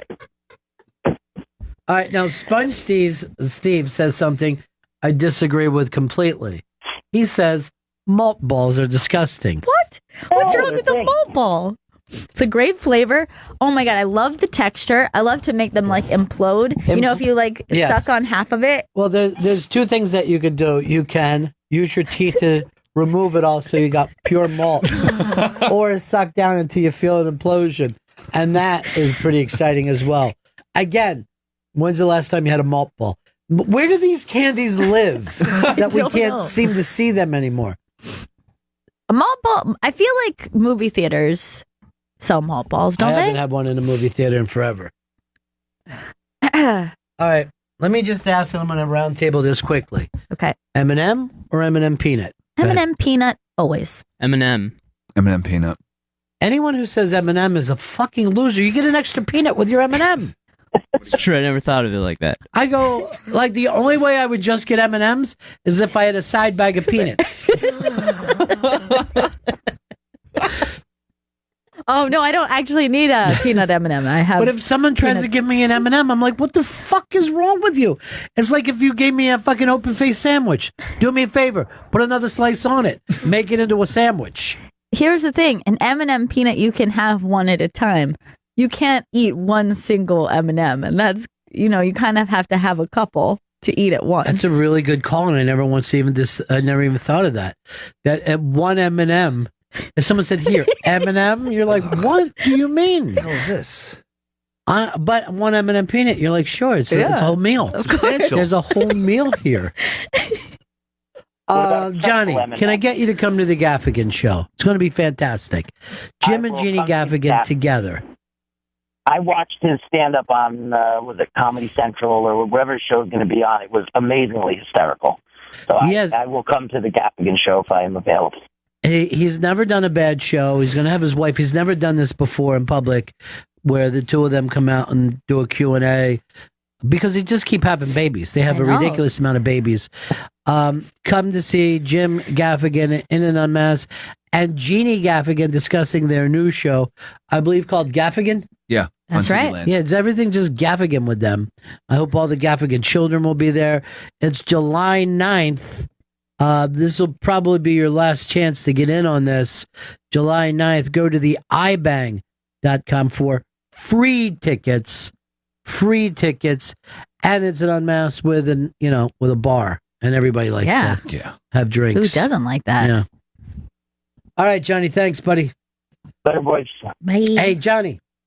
Yo. Are you planning anything for Lene's graduation or? I don't know. She's valedictorian. Oh, I know. Yeah. It makes me feel so old, but it's great. She's valedictorian and she's going to an amazing school. What school she could do? NYU? Yeah, NYU. Yeah. Nice. Yeah. She growed up on us, huh? All grown up. Crazy. Yeah. She's grown up. She's grown up. She's grown up. All right, if you have a party for her or anything, Johnny, let me know. I'd love to come over for it. I will. Gaffigans. The Gaffigans, July 9th. July 9th, 2 p.m., Caroline's Comedy Club. Just go to the iBang. The iBang for your chance for free tickets. That's the iBang. This is going to be a good one. Chris in PA. Hey, bud, how you doing? Love the show, by the way. Good. Razzles. What the hell are they supposed to be? Well, that was the gum thing. or- Razzles, are they gum or are they candy? They suck either way. I know. I feel like they're not Bad doing. texture, bad gum. Yeah, they're not doing either well.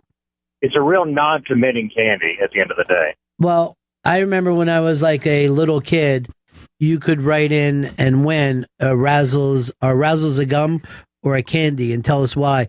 And everybody in our class was just like writing, I think they're a candy because they taste like this, or I think they're a gum because you keep chewing it. I just wrote on my paper, gum. Just handed it in, they sent it in, and I won a mini bike. Really? No, of course I made that up. Oh. But I did hand that in like that. I just wrote gum. That's all. The company couldn't even figure it out. See, it's obvious. Razzles is look at Chris goes to these and you see the updated I know. thing. And like you don't want it to change. And yet I know it's been 30 some years since I've had a Razzle. And yet I know exactly what it tastes like. Like you could blindfold me, put a Razzle in my mouth, and I go Razzle. Razzle right away. I wouldn't do it. I'm not going to blindfold myself and put something in my mouth because I know it always ends up being penis. I know that. So you're not fooling me. 9 times out of 10, it always is. And then the 10th time, it's a Razzle. And then you're still not happy. Angelo. Yeah, it's violet. They tasted like soap. Oh my God. Those are so horrible. I can't even believe they're real. I know they are real. These are girl candies of some kind. Can't possibly still be getting made. Okay, my old roommate had these violets in her purse, and she said, I was like, oh, give me one. I've never had one of those before. And she said, this is a very special candy, and I don't want you to waste it.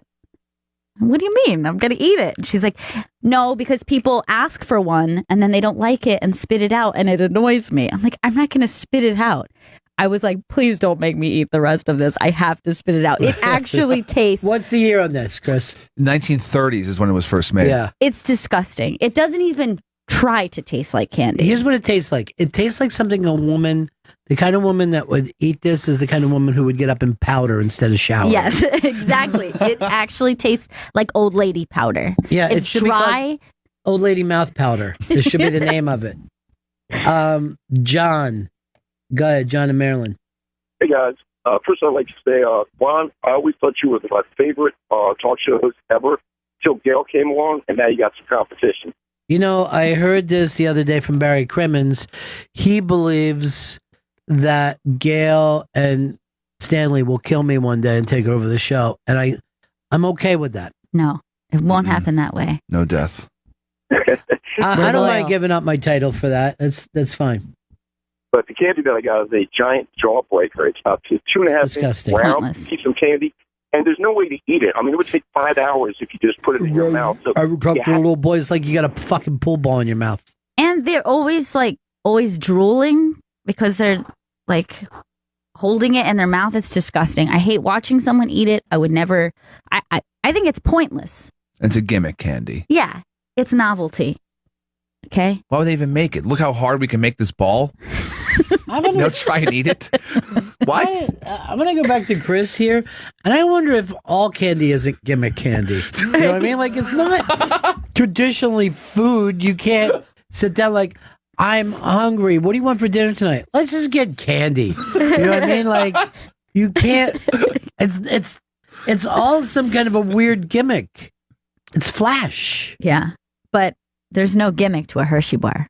That's just pure. I'm going to say the same thing to you that I said earlier. if you don't have a Hershey bar with almonds, what are you doing, man? What are you fucking doing with your life? It's so much better than a regular Hershey's bar, but I don't think people buy them. I don't think they sell as well as the regular Hershey bar. But it's better than the actual... It is better. I will give you that, but I'm not going to turn my nose up at a Hershey bar without almonds. No, not if I got a pocket full of almonds. Right. Then I'll just pop an almond in while I'm doing it. Now, here's the thing. Hershey bar with almonds is like considered... It's almost kind of classy. You know what I mean? Like, yes, I'll have the Hershey bar with almonds. With almonds, please. Thank you. Now, a Mr. Good bar is almost like white trash shitty. Yeah. And they're very close to each other. And yet one is just, you know what I mean? It's almost like you're saying, I'm a male prostitute who's at the fucking bus station blowing dudes. Here's what I will say to you about a Mr. Good bar. I have never in my life seen a full-size Mr. Good bar. And I have Halloween never... candy? Yeah. I have only seen the miniatures, as well as a crackle, which you also find in the mix bag with the miniatures. Because they're considered trash candies. They're not, what is the crackle like? It's, there's another bar that's fancier than that. Oh, it starts with a C and it's a blue label. It's called Crunch Bar. Crunch Bar. Crunch. Yeah. Now, that's considered the upper scale of that. Yeah. Crackle, white trash. But do they even make a full-size Crunch and Mr. Good bar? You see a picture of it right there. I mean a crackle. Do they even make those? Yeah, but, I mean, again, where are you going to buy it at? As an adult now, are you going to and say, give me a crackle at the 7-Eleven or Wawa? I've never seen that. Yeah. I have never seen that. There is a man holding a full-size crackle. I have never seen that in my life. We can walk right down to the Hershey store, right down the street. Get a box of them. Just one will be Chris, fine. You finally put an end to all that candy that used to get sent to you? Yeah, because you know why? Because I was eating boxes of candy over months. I mean, What kind of candies? Hershey, because a friend of ours works there. Candyman. So Candyman would just send just a whole crate to those guys, right? And they would keep it on the 37 in the office. And then they would just, while they're just working during the day, they're all eating candy. Yeah, and then when it his toes fall off. You know what I mean? He's a fucking diabetic eating that. Coming in the morning, hey, let's have some candy. Show's No over. one Hey, said it out loud, though. It's just something that happened. Hey, let's have some candy, guys. Let's get crazy in it here. was a shameful box in the room. Blind Bez. Hey, good show. Yes, great. I have two of them. The first one is the Candy Thrills. They're a purple gum. They're sold in a yellow box. Hey, let me look this up here. Thrills. Thrills? Thrills. THRILLS. Wow, I don't think I can honestly say I don't know this candy. I've never seen it. Where do you live? It looks like in Canada, in a small town called Wingnut. Oh, I like that name, though. It's 2 hours north of Toronto. Now, do you think that this is Canada candy? It might be, but it was very popular, and it still is. You can find it in the corner stores, mom and pop corner stores. Yeah. It's called Thrills. It's like a pack of chiclets. Is it grape flavored? Yeah. No, it tastes like soap. So That's it's why like it was the so violet, terrible. kind of like the violets, Yes. but with... Yes. Ugh. But they taste like soap, and they're hard after 5 minutes of chewing them. But for some reason, again, it's the kind of candy you buy every once in a while, and it's kind of like a memory. But the other one is All Sorts. They were in a package, so usually at Christmas time, but you can buy them at Walmart or something. Some of them were square, but they had layers. Oh, I know them. Those are awful. They had layers. Some were tubes with some white stuff inside. I never knew they had a name. They are horrific. What are these things? There's something that Yeah. people chuck in your Halloween bag. Yeah, they're And like they're a just- festive candy. Yeah. Yeah, I bet they go back to 1910 also. Yeah, they're grandma's candy. Bez, I would imagine that Canada would have a lot of English chocolates there as well, right? They have a lot of stores, but I don't know what kind of candies they sell because I just want that kid gooey, chocolatey, sugary candy. I'm all into chocolate bars. You name it. A Twix. I love Twix with a cookie crunch and a little bit of caramel. And, Twix is good. It's underrated. Yeah, but I'm always happy with that or a Kit Kat. Kit Kat is not the chunks. The ones with a stick. The one that you can break properly. you can bite the ends off and get just chocolate and a little bit of cookie crunch. Then you bite the sides of the outers because there's more chocolate there, but you get a little bit of that cookie crunch with it. That's perfect. Or just let it melt in bite off a chunk, let it melt in your mouth until it goes kind of soggy-ish. Then you chew it and still has a little bit of crunch inside. Bez, you have thought way more about this than probably any other human being. My husband and I eat candy like it's going out of style. My favorite is from Walmart. Those big tubs of all kinds of berries. There's cherries that look like two little balls on the end of it. Oh, and Stanley would love that. There's strawberries and the gummy worms. The blue sharks are fantastic. We eat tons of them, and we're both skinny in our mid-40s. Sometimes it works out that way. All right, thank you so much, darling. Here's Billy. Billy, go ahead. Hey, Ronnie, I got one for you. Red Hots. They were like little red balls. I know those, they were yeah. Super cinnamon, and it would burn the crap out of your mouth. You had the Red Hots, and then I think you had something called baked beans or something that used to be sold with them. Yeah.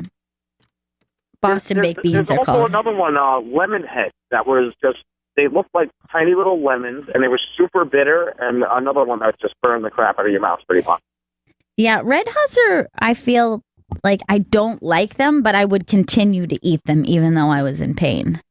Sure, because it's candy. Yeah. Cinnamon shouldn't be in candy, I feel like. And that's what's in the Red Hots, the Boston baked beans? Yeah. No, those things are actually pretty delicious. Boston baked beans are... Do they have a nut in there? Yeah, there's a peanut. Yeah. Yeah, I'm okay with those. You never see them anymore. No, you never but- see them. I forgot all about them until this conversation started. That's weird when you think of how long it's been since you've had certain candies. Like Shreka she just sent in this picture of Necco wafers. Not only could I tell you exactly, I would know the taste immediately, but if you put that waxy paper with those in my hand, I would say Necco wafers, and it's had to be almost my entire life since I've touched them. Love that chalky candy. I know they're hated, but I don't care. Scott, go ahead, Scott. Scott, we got you, buddy? Yeah. What about tongue splashers? Tongue splashers? I don't know these. Look them up. They were like almost like a gumball, but they turned your whole entire mouth. The color. You know these, Chris? I have no idea. I've never seen a tongue splash. Where are you from, sir? I'm from New Jersey. They were like, I mean, I grew up in like the 90s. Yeah, born in 86, so It yeah, might they have were been around. past candy time for me. I recognize the label of it, but I don't think I ever had them. Probably because what adult would allow a child to have a candy that just dyes your mouth? No, you have nieces and nephews that have never really had candy. Yeah, You know they're what I mean? not. They get a nice snack. Right, healthy snack. Healthy snack, not a tasty treat. No. Hey, Holly, how you doing, darling? Oh, hi, guys. Good morning. It's 5:30 in the morning here. That is early. I love you guys. This is why I get up so early. Hey, okay, you guys are from Florida. You remember the Candy Kitchen in Madeira Beach? Sure. Oh, yeah. That place, it's like you go in there, you're like, oh, my God, this is awesome. I remember all this candy from when I was a little kid. And then you walk around the store and you're like, this stuff is so nasty. I wouldn't buy any of it. Yeah, I know. It's both.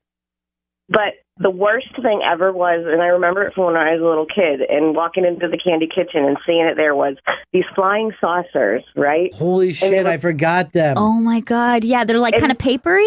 They're papery, They were like- and then they got something like beads in them in the middle. Yeah, they were basically two communion wafers. It is, yeah. Even though you're not allowed to chew a together. communion wafer, you do. Yeah. It's the same thing. And the things that they had in the middle had no flavor. They were basically just like colored little things. Yeah, that's so weird. There was no flavor going on in those things. They no were flavor. But really great if you wanted to play church. You know?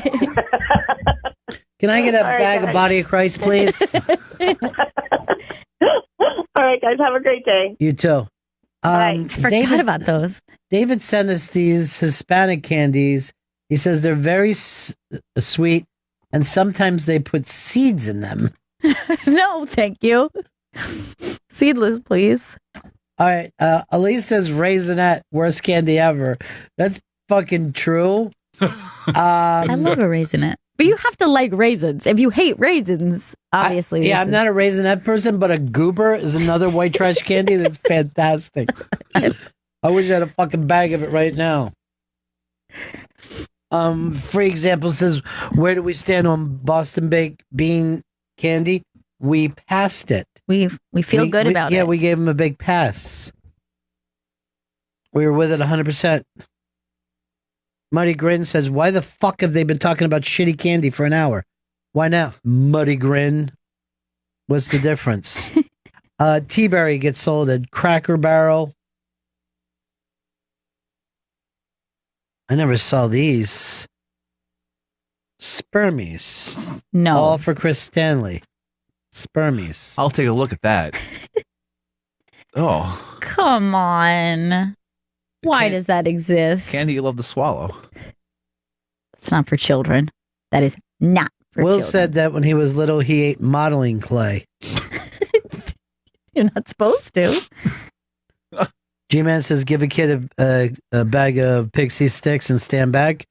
First candy we ever snorted. Warheads are awful.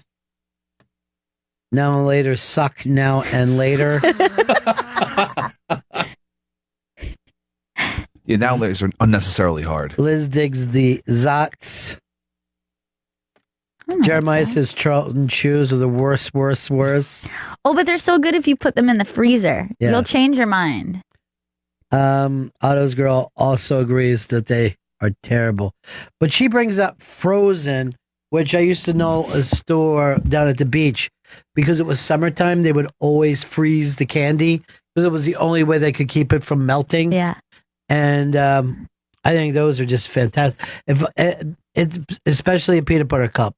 Oh, yeah. Unbelievable. Terrible when it's not frozen. Frozen, it's out of this world. If I was running for president right now, like Donald T. Rump, I'd say, if elected, I'll freeze every fucking chocolate candy out there. And that's my word to you, voter. I'm voting yes on you. For sure. Yes, on frozen chocolate. Matter of fact, I don't think I could be friends with somebody who doesn't like frozen candy. Deal breaker for you? It's a deal breaker. It's like somebody who doesn't like frozen ice. Could you just pour a little water in my tea? Thank you.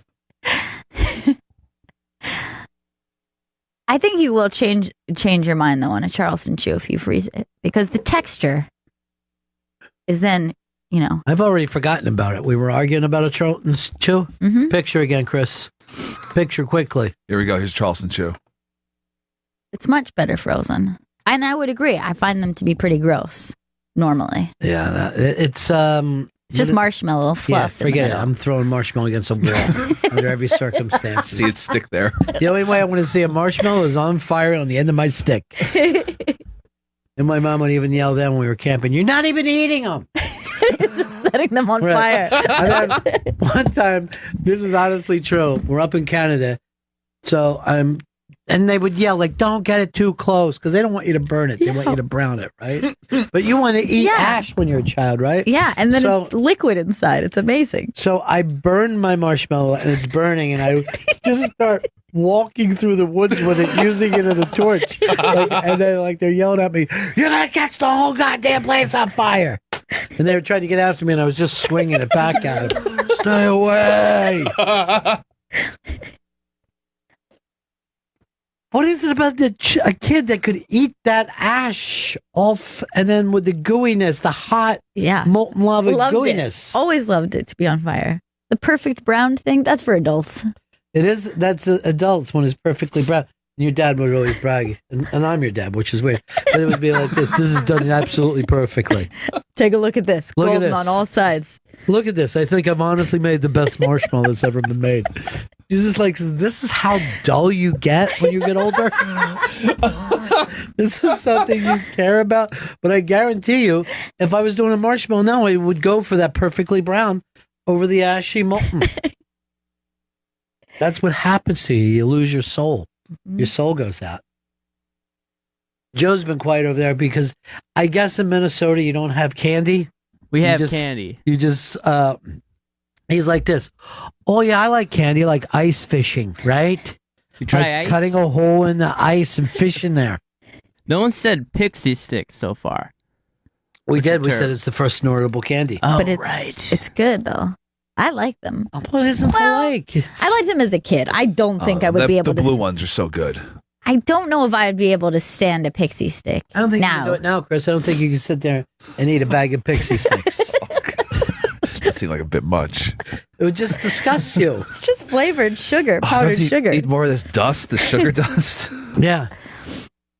Let's break here again. Coming up later on, we're going to do another hour here before Accelerated starts on Opie Radio. And then if you tune over with us at Raw Dog at 12 o'clock, our guests, William Hurt and David Crosby. Pretty damn cool. Head on over to the iBang to get tickets for Jim Gaffigan, Jim and Jeannie Gaffigan, talking about their new TV show, Gaffigan. We'll be right back. This is Bennington. Fiona Apple has been our artist of the day. Great performer. Perhaps the finest performer of her generation. Yeah, I don't think I would argue with that. She's incredible. She's an incredible songwriter. And she made one mistake. She told kids not to buy fashion on MTV, and it ruined her career. Everyone was like, don't tell us what to do. Don't ever speak against kids spending money. She's crazy. She must be crazy then. She's out of her mind. It's the Bennington show.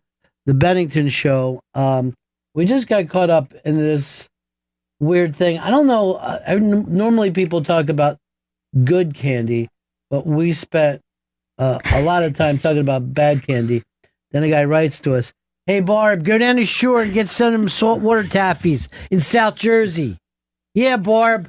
Go into the bathroom, Barb. It's a fucking tornado. It's a tornado, Barb. This is if you go over the iBang, this is my new favorite weatherman. A tornado seems to come up somewhere on the South Jersey shore. Just take a listen to this. If I never had this house, I would have never filmed this.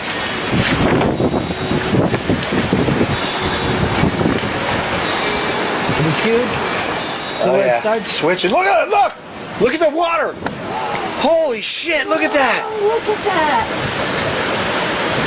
That's like a freaking Oh my God, Dad. tornado type shit. Oh shit. We'll be all right. Don't worry. We'll be all right. Look at that! That's freaking nuts. This is a tornado. Holy shit!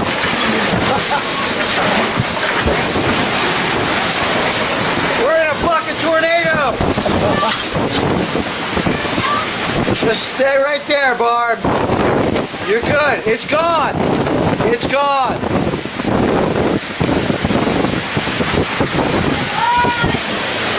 Go to the bathroom.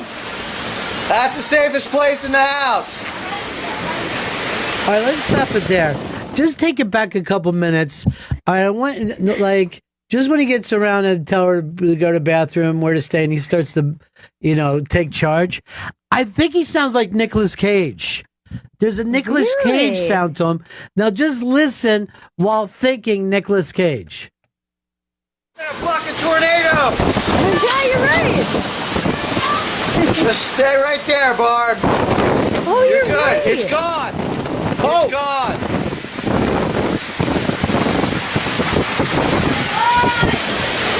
Go to the bathroom. It's got a Nicolas Cage, Peggy Sue got married. Yeah, exactly. Kind of sound. Go in the bathroom, Barb. I'm running everything out of here on this video camera. That's a tornado. It's a tornado. We got a tornado going. We'll be all right. We'll be all right. I know everything about tornadoes.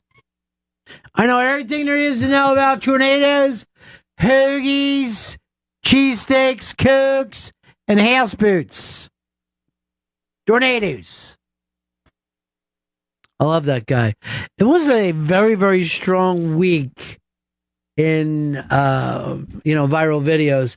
I don't know if you would put that one up over the guy who gets his nose cut off. Oh, God. With his sword. Ugh. All these are up on the iBank today, and they're just... it was a spectacular week of weird videos. It's just one after another. This sword shop guy is just totally ridiculous. Taking out this dude with a hot dog hanging out of his mouth.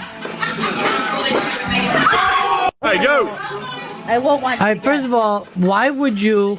I mean, it's stupid to swing a sword at your friend to chop a hot dog. But it's even dumber to be the idiot to put the hot dog in your mouth and have You're your to blame. Yeah, and then have your party and buddy swing a sword at it. I won't watch it again, though. I will not. I choose Just take a look. I It's cannot. on the iBank. Just listen. What? Look. Oh, God. Oh, God. Now, do you think, something that women don't like to see a guy get their nose cut off, and yet men are more interested?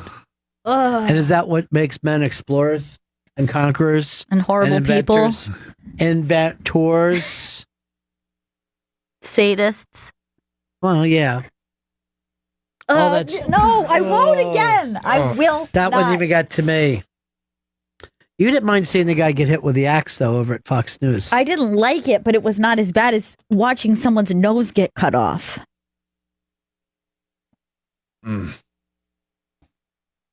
Yeah. At least I could find the humor in what a terrible idea throwing an axe in the middle of the city is directly into a harmless drummer. Yeah. I don't know if you're harmless. You do have drums. Yeah, we don't know if that guy's harmless. He could be just a total maniac. Now, I wonder what injury he had, because it looks like Gash. it really caught him good. It seems like he'd be able to get some money off of Fox. Like they would pay some money to make this go away. This guy's not going to be able to drum again. I just think axes are going to be flying at him constantly. You think, when you're only walking around with a snare drum, I don't know what you can say your career plans were anyway. I'm sad that this guy will never be able to throw an axe again. My future earnings is snare drum guy. That has to be at least $30 million, Fox. I'll settle for $8,000. I do like the fact that the guy that's next to him keeps drumming. He has been trained that no matter what happens, that you just keep drumming. I'm going to go so far as to say that maybe this was the most remarkable week in viral videos, because you see a guy riding a moose in the water. I totally forgot about Moose Guy. That guy was nuts. That guy is a legend now. He's glorious. He's a glorious human. And probably loathed by PETA. You know who that is riding that moose, I believe? Who's that? Tito. Tito was riding. It's the type of thing he could do. He probably would ride two mooses like he was water skiing with them. I like the fact that the guy who dives on the moose's back doesn't even look athletic. You know what I mean? It's just like, just any man. He's just a dude. Now watch him here, though. Amazing. Throws his arm up. Raise that fist, dude. He raised the fist of the metal child. He stays on a long time. Yeah, he's too. great. And they always say that a moose will attack you, but I guess being in the water, he didn't stand a chance to know what was going down. And see, people that have gotten mad about this have said that the moose was in terror, but I don't know if I Being believe chased that. by the boat leading up to I think it. he was enjoying it. It's like a game. Yeah. A game of tag. A game of moose back. He's definitely enjoying that ride, though. Which one of you guys wants to play moose back for a little while? I'll play moose back. Oh, I just saw Lauren down the hall, and she said she loves all of her names. Challenge, you mean? Ray. AA. Double I gotta admit, there's no better name than Lauren down the hall, though. Yeah. That's kind of probably suits her best. They say that Moose now has a week back. When did he get that? About a week back. Look at Joey Jojo. Joey Jojo just took his pen and slammed it down. Why do you love that joke so much? I like those kind of jokes. I like puns.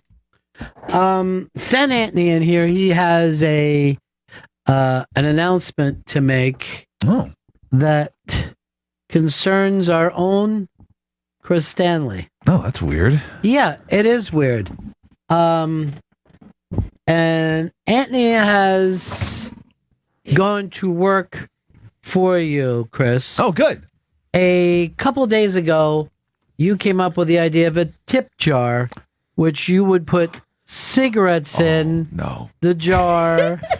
Oh, shit.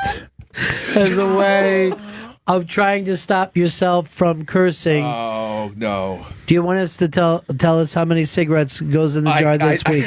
I can't. No. I'm going to read it like a statement. Okay.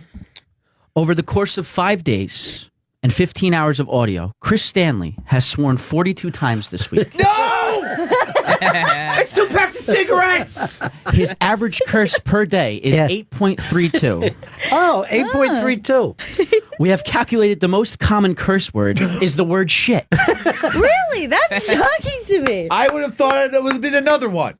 A standard example of a curse would be on June 24th, on the year of our Lord 2015. I get it. Chris Stanley, 39 minutes and 15 seconds into the broadcast, said, and I quote, different cocks.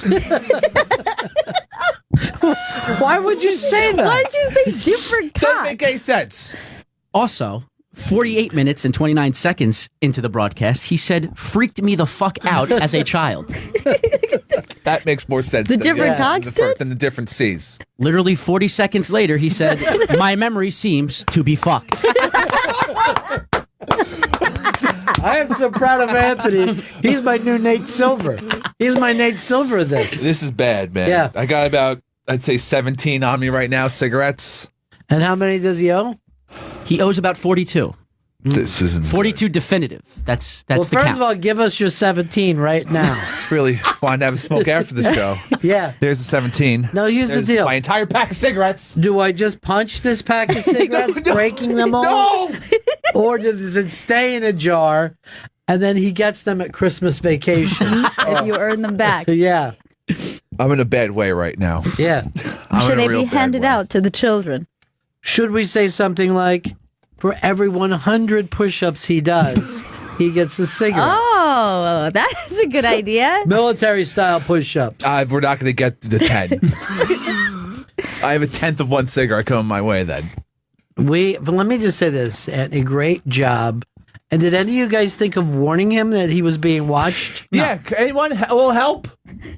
No. No. What's the fun in that?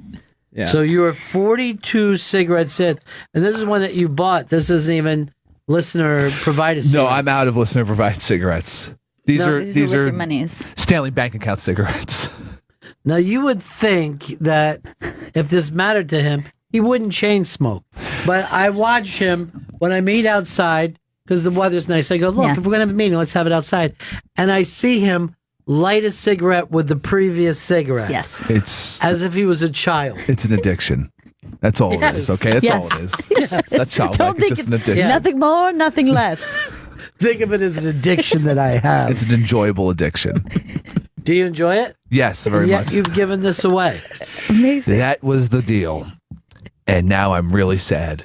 Let me just put one of your smokes in my mouth Yeah. before I break it. Please don't break it. They're Why? so, You cursed. so expensive. You cursed. I know I did. And you 42 offered it up. times. You're the one who said, look, start a cigarette bank with me. I want to stop cursing on the air. Oh, God. You asked to be tallied. This isn't good. I'm going to have a freak out. I can't. I got to smoke in between these shows. All right. Raul Duke just sent us a centaur that was passed out after hearing bad news. He looks so sad.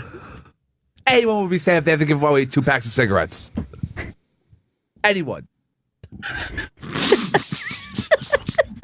As a high value item. They're How $14 a pack. $14 a pack. Jesus. In Midtown, yeah. So you lost $28. Yeah. Plus the extra 2 cigarettes. So I guess let's get another 75 cents. So I'm down $29.50. This is really bad. Great work on this. It was me and Dennis. Awful work, you. We had transcripts of what he was saying. I love. This is the thing about Anthony too. He's always willing to give away credit. You know. Mm-hmm. Where if I would have got Stanley went, I got that thing for you. I did it, Ron. Me. All me. Don't pay attention to anyone else and everything they say about it. You lost 42 cigarettes this week. Yeah, Do man. you want to double down next week? Oh, God. For every curse, No. Let's keep it. I'm not feeling very strong right now with 42 F-bombs or C-bombs, whatever the hell I was saying during the course. Shit bombs. That was the most. If I give these back to you now, yeah, I'm going to do this game with you. I'll give these back to you now so you can smoke them today. Thank you. You still owe the 42 cigarettes. Okay. Fair. And then we also move into 2 cigarettes for every curse from this point on. You know, hearing that right now. Yeah. I like that action. Right. Because I'm getting those By the cigarettes way, right now. This is how this is exactly how banks keep poor people down. This is all they have to do. So let me get this straight. I'm getting the cigarettes back at this moment? Yeah. I'll give you back these cigarettes. You still owe the 42. Got it. You owe 2 cigarettes per curse. Got it. And you have to kill someone for me. Who? Give me the name. I feel like this is cigarette financing. I would, yeah, I'm down with that. Give it to me. I'm good for the 42. Yeah, I know you are. Thank you. Now, Thank you that's very the much. way, seriously. Now, I just made us, okay? Okay. And even 17 cigarettes on that, right? Because nothing has changed except for I hit it back this. So I picked up the 17, and then we're at the VIG is going up to 2 cigarettes apiece. This is great. You're a great businessman. Well, it's easy to keep down the uneducated and the stupid. Hey, guess what? I'm still smoking, though, at around 10:05. Look, there's one VJ and we're not freaking out. But if there was 3 other VJs with him, we'd be going crazy. That's the way it works. The VJs are here. Anthony, let me ask you this. Fire away. Would you like to come to see Jim Gaffigan unmasked with his wife, Jeannie Gaffigan? Yes. Caroline's Comedy Club, July 9th. I'm going to put you on the list. I'm there. Nice. Put you on the list. Everyone else can get on the list by going over to the iBang,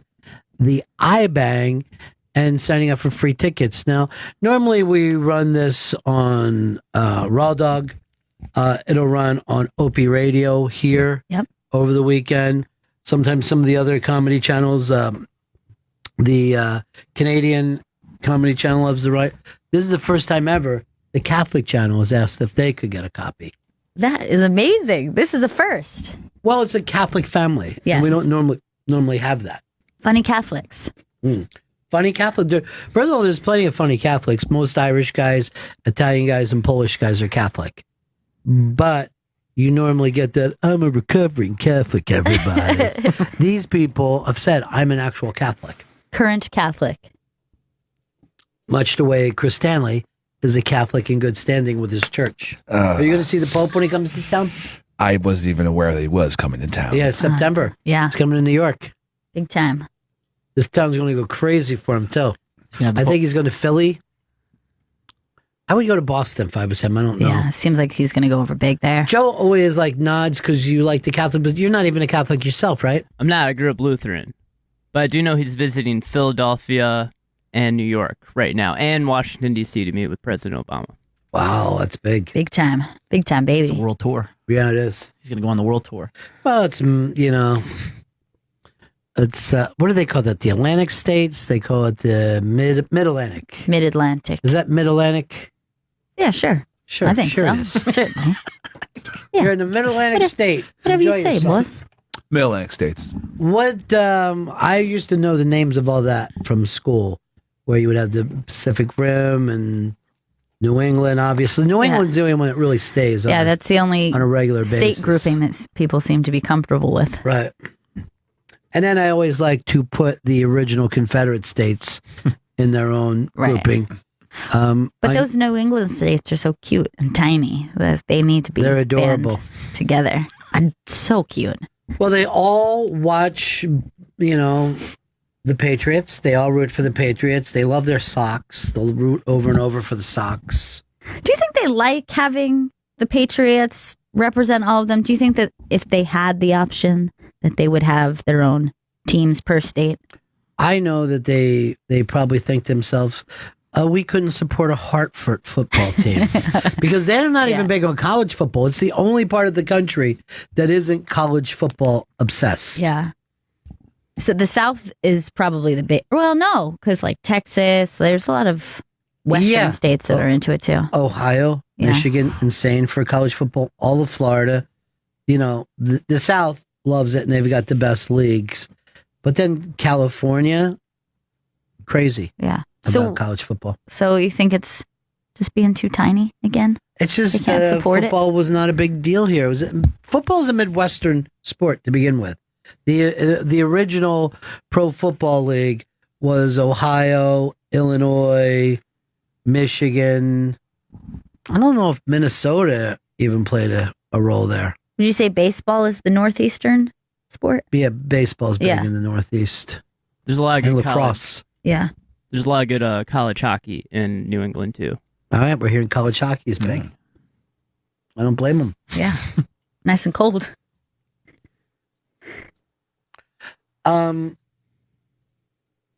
Today, big guest over on the Bennington show. We're excited about this. William Hurt, the wonderful actor, is going to be on, as well as David Crosby of sincerely one of the biggest bands America's ever had, Crosby, Stills, Nash and Young. Yes, and of the Byrds, which is just like nuts to think. You love the Byrds? I do love the Byrds. I don't know if you remember this because you were a really little kid.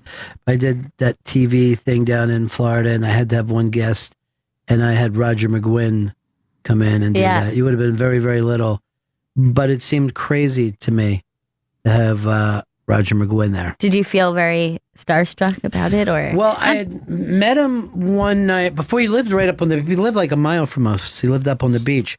But I had done this thing where I had, when I was doing stand up, I had opened for the band, and Levon Helm was late getting there.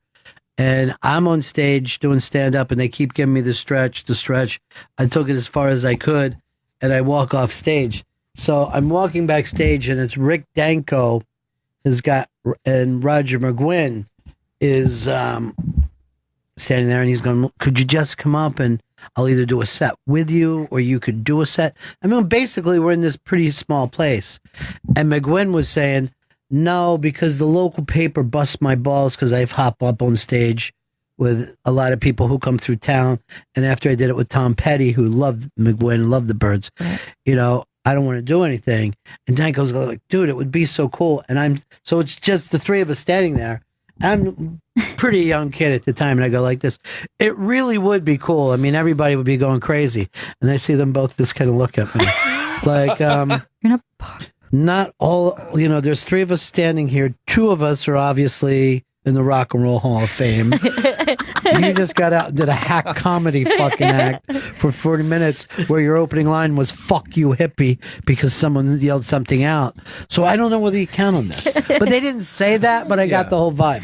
Let me go ahead and throw my hat in the ring here. I'm just going to go ahead and say, you want me out there on the bongos? Let me know. So I saw Denny down the hall, and he always asks if he could come in and do the show. And I always say no, except for I found a song on YouTube not too long ago that I heard when I was a little kid, and I have been searching for it ever since. And I'd only remembered certain words. So I'm going to see if Denny or Lauren, why don't you run and grab them both? And you can be in charge of that. Denny or Lauren, and see, because they're my oldies friends, right? That's their And we'll thing. see if they know the song. All right. So let's you're not going to... Oh, you want me to do it now? Yes. We've What are we talking about? 10 minutes left. Run, Anthony. You just called him Andy. Run, Andy. Andy, run. Andy. Andy?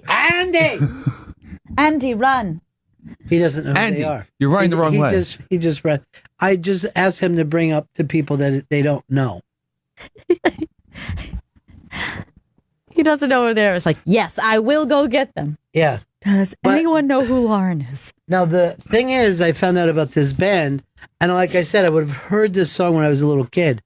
It's an Australian band, so the song was, I guess, played in Australia, but I don't think it played as a national American hit. And this is a song that you heard when you were young. Like, so it was like on the radio? Yeah, it would have been on AM radio. I mean, we're Right. going back that far, that it would have been on the AM radio. And I know he's an oldies guy, so I'm curious to know whether he knows that song. Now, have you ever had that kind of thing hang in your head from when you were a kid? And you're Yeah. like, hey, was this big? Because I remember hearing it. Yeah, I've had that happen where like I'll only remember, and usually when you're a kid, you don't know what the lyrics are anyway. Yeah. So there's no way to even search for it. Yeah. Here comes Denny into the room. And what are you drinking there, Denny? You got a can of Meisterbrow. Okay, that's nice. To Dad's beer. Start the day off with a Meisterbrow. Did you just call it a dad's beer? That was my dad's beer. That's Yeah, it's everybody's dad's beer. All right, so I'm going to tell you guys the story. I'd heard this thing that I knew, but it had been haunting me. I did not know the song. It was an Australian band. And I'm going to see if either one of you guys, because both of you consider yourself oldies experts. Is that right? Yes. Now, do you, Denny, consider yourself an oldies expert? Well, I've always considered myself a graduate of the College of Musical Knowledge. Okay, that's good. All right, where are you going, Chris? While I'm trying to do a show. I was going to fix Lauren's mic. Well, she works in radio, so that's not a big problem for her. She got it. She knows how to speak into a mic. Thank you anyway, though, Chris. Should I give you guys the name of the band? If I give you the name of the band, do you think you would know the hit? You could go for it. Does that seem like the easiest way to do it? Okay. The name of the band was Tintin. Tintin. Toast and marmalade? For breakfast. For toast and marmalade for lunch, for breakfast. When do we have it? Come on. That you're so very, very close. Toast and marmalade. When do we have it? For dinner? For breakfast? When? What do the British do for lunch? Let's break for tea. Tea, exactly. Okay. All right, play now. This is a song that you know well. I remember hearing it once. It wasn't a monster hit, but it's one of those songs where you see the title on compilation albums, right? All right, play the song.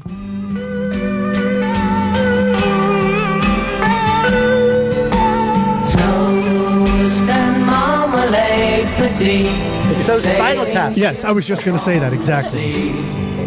Aren't lovelier than you. We are the flower people. All the games I see you play. Very lo-fi. Yeah. It's cool. You more lovely than the day when the sun is in your eyes. I see through your Very Chad and Jeremy, Peter and Gordon. Very, very much like that. So this was a 1970s hit that for some reason played in Philadelphia. And you said the band was actually from Australia? Yeah, they're an Australian band, which I didn't know any of that. So do you think maybe that was a bigger hit in Australia? In Australia, like even in Europe, but songs didn't travel that well in those days. You know what I mean? Like, it probably was like In Excess is how long. Well, the Bee Gees would have been first. Yeah. But then In Excess would have been like the first, like, oh, we get the songs the day they get them. Well, the Easy Beats from That's what Australia. I thought. Yeah, Easy Friday on My Beats Mind. were Friday on My Mind, which is a. But a lot of times we would also confuse that with English bands. Like, everything just seemed English to us at the time. Even Irish bands were like, yeah, you're like the Beatles. But there's one little lyric stuck in my mind.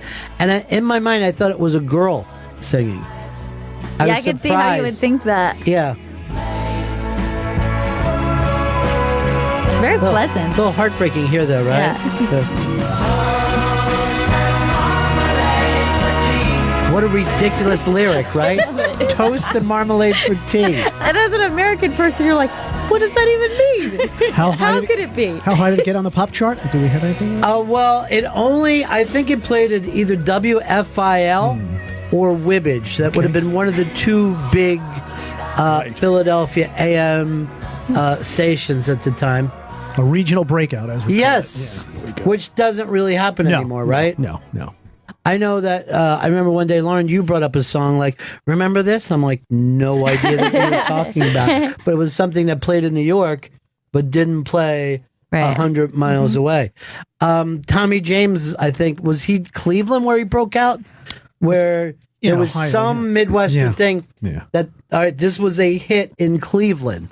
So then you could go to other places, other, record labels and said, look, we're getting airplay there. You guys want to pick this up? I think it's so cool that you could have like local hits, that it would change. Well, if you look at if you look at what Canada did, where they say, I don't know, something like 50, something like that. But suppose every market did, even if they said you have to play 20% of people that have lived here, right?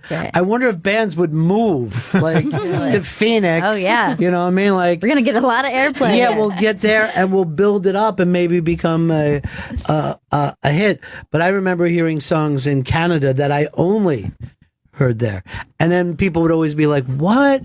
You never heard of April Wine?" And I go, "I don't even know what you're fucking talking about." They're like, they're huge. Was that If You See K? Tell Her I Love Her? That was her record, right? That was her record. If You See K, Tell Her I Love Her. That's really edgy, huh, Benny? Yes, at that time. You drink a, what are you having, a Lowenbrau, a Meister? A Meisterbrow. I couldn't find any Utica Club, though, in the back. Your dad only drank Lowenbrau. Meisterbrow was his. That was the only. And he switched once to Night Strike, which was a malt liquor. Night Strike. But Meisterbrow was the your American lager. I don't even think I've ever seen a Meisterbrow. There was, God, it was terrible. I remember drinking one. You get like a case for like $6.99. Yeah, it's great. Do you remember when supermarkets had their own beer? Supermarket beer? Yeah, they had their own. Oh God, look at the Meisterbrow. The Meisterbrow is right up there with Dad Basement. Before there was a man cave, there was a Dad Basement where he would have this small little thing and act like it was a bar. Right. Come on in. Come on in. I'm home from my union job. Darts set up. Yeah, I know a guy's dad who just had, it was all lined in beer cans, like empty beer cans. Yes. Real That's cool. how he felt about it. I feel like I'd be supporting the Third Reich if I drank that beer. just the vibe it gave me. No. And you do. Well, I do listen to the Cumia show, so maybe that's why. Is it just listen? Yes. There's I stream it. There's not more. No. So this is always an issue whenever I come on. It's always. No, but the rumors are it's always wrong. The rumors there's aren't rumors true. going on? Yeah. You can tell us. No, I mean. There's no judgment. I know it's a judgment-free zone. No, Yeah, but this Gossip. We want gossip. What's that? This was the Night Flight, the other malt liquor he switched to. And there's a picture of a Millennium Falcon on the beer can. It looks awesome. It's a badass looking beer. Yeah. I remember what it tasted like, though. Wasn't Night Flights when TBS used to play videos on Friday nights? Yeah, I think Night so. Flight. Yeah. Night Flight. Now, you stayed top 40. You don't like rock music. No, I do. I like hits. Yeah. I mean, I like hits. You like hits? I like hits. I like hits. I like hits. Familiar, it's like when the Steve Miller album, Steve Miller Band came out, I'd like maybe the second or third track in there, like maybe Sweet Mountain Honey or something I would remember and stuff like that. And were you a kid who charted it in your notebooks when you were younger? Yeah, I had a couple of those, the small composition books, the soft cover ones, and I used to write down, the songs that would be on the radio, and I'd want to get a copy. Denny of those likes hits. to fly like an eagle. Yeah. So, Lauren, none of the rumors are true. No. Okay. Do you know that there's rumors out there? I had no idea, but you always seem to keep me in the well, loop. the listeners write to me. Listeners. Oh, I love the listeners. I'm not online, but I do have an email. I do see a few come up in my Twitter feeds every so often. Like Thank you. if I tweet something, it's like, oh my God, well, Anthony would love this or this. I'm like, right. Can't help that our views correlate. But here's the thing: we love you both. So if you are together, no judgment here. No judgment. But we're just saying you don't have to. You don't have to be on the dark end of the street. That's all we're saying. You know what I mean? You don't have to stay in the shadows. I understand.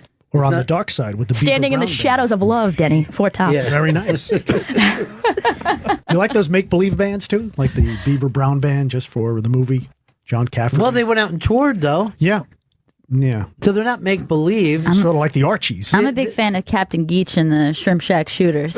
Well, they're doing well. What movie was that from? Thing You Do. Oh, that's good. He knows everything. He does.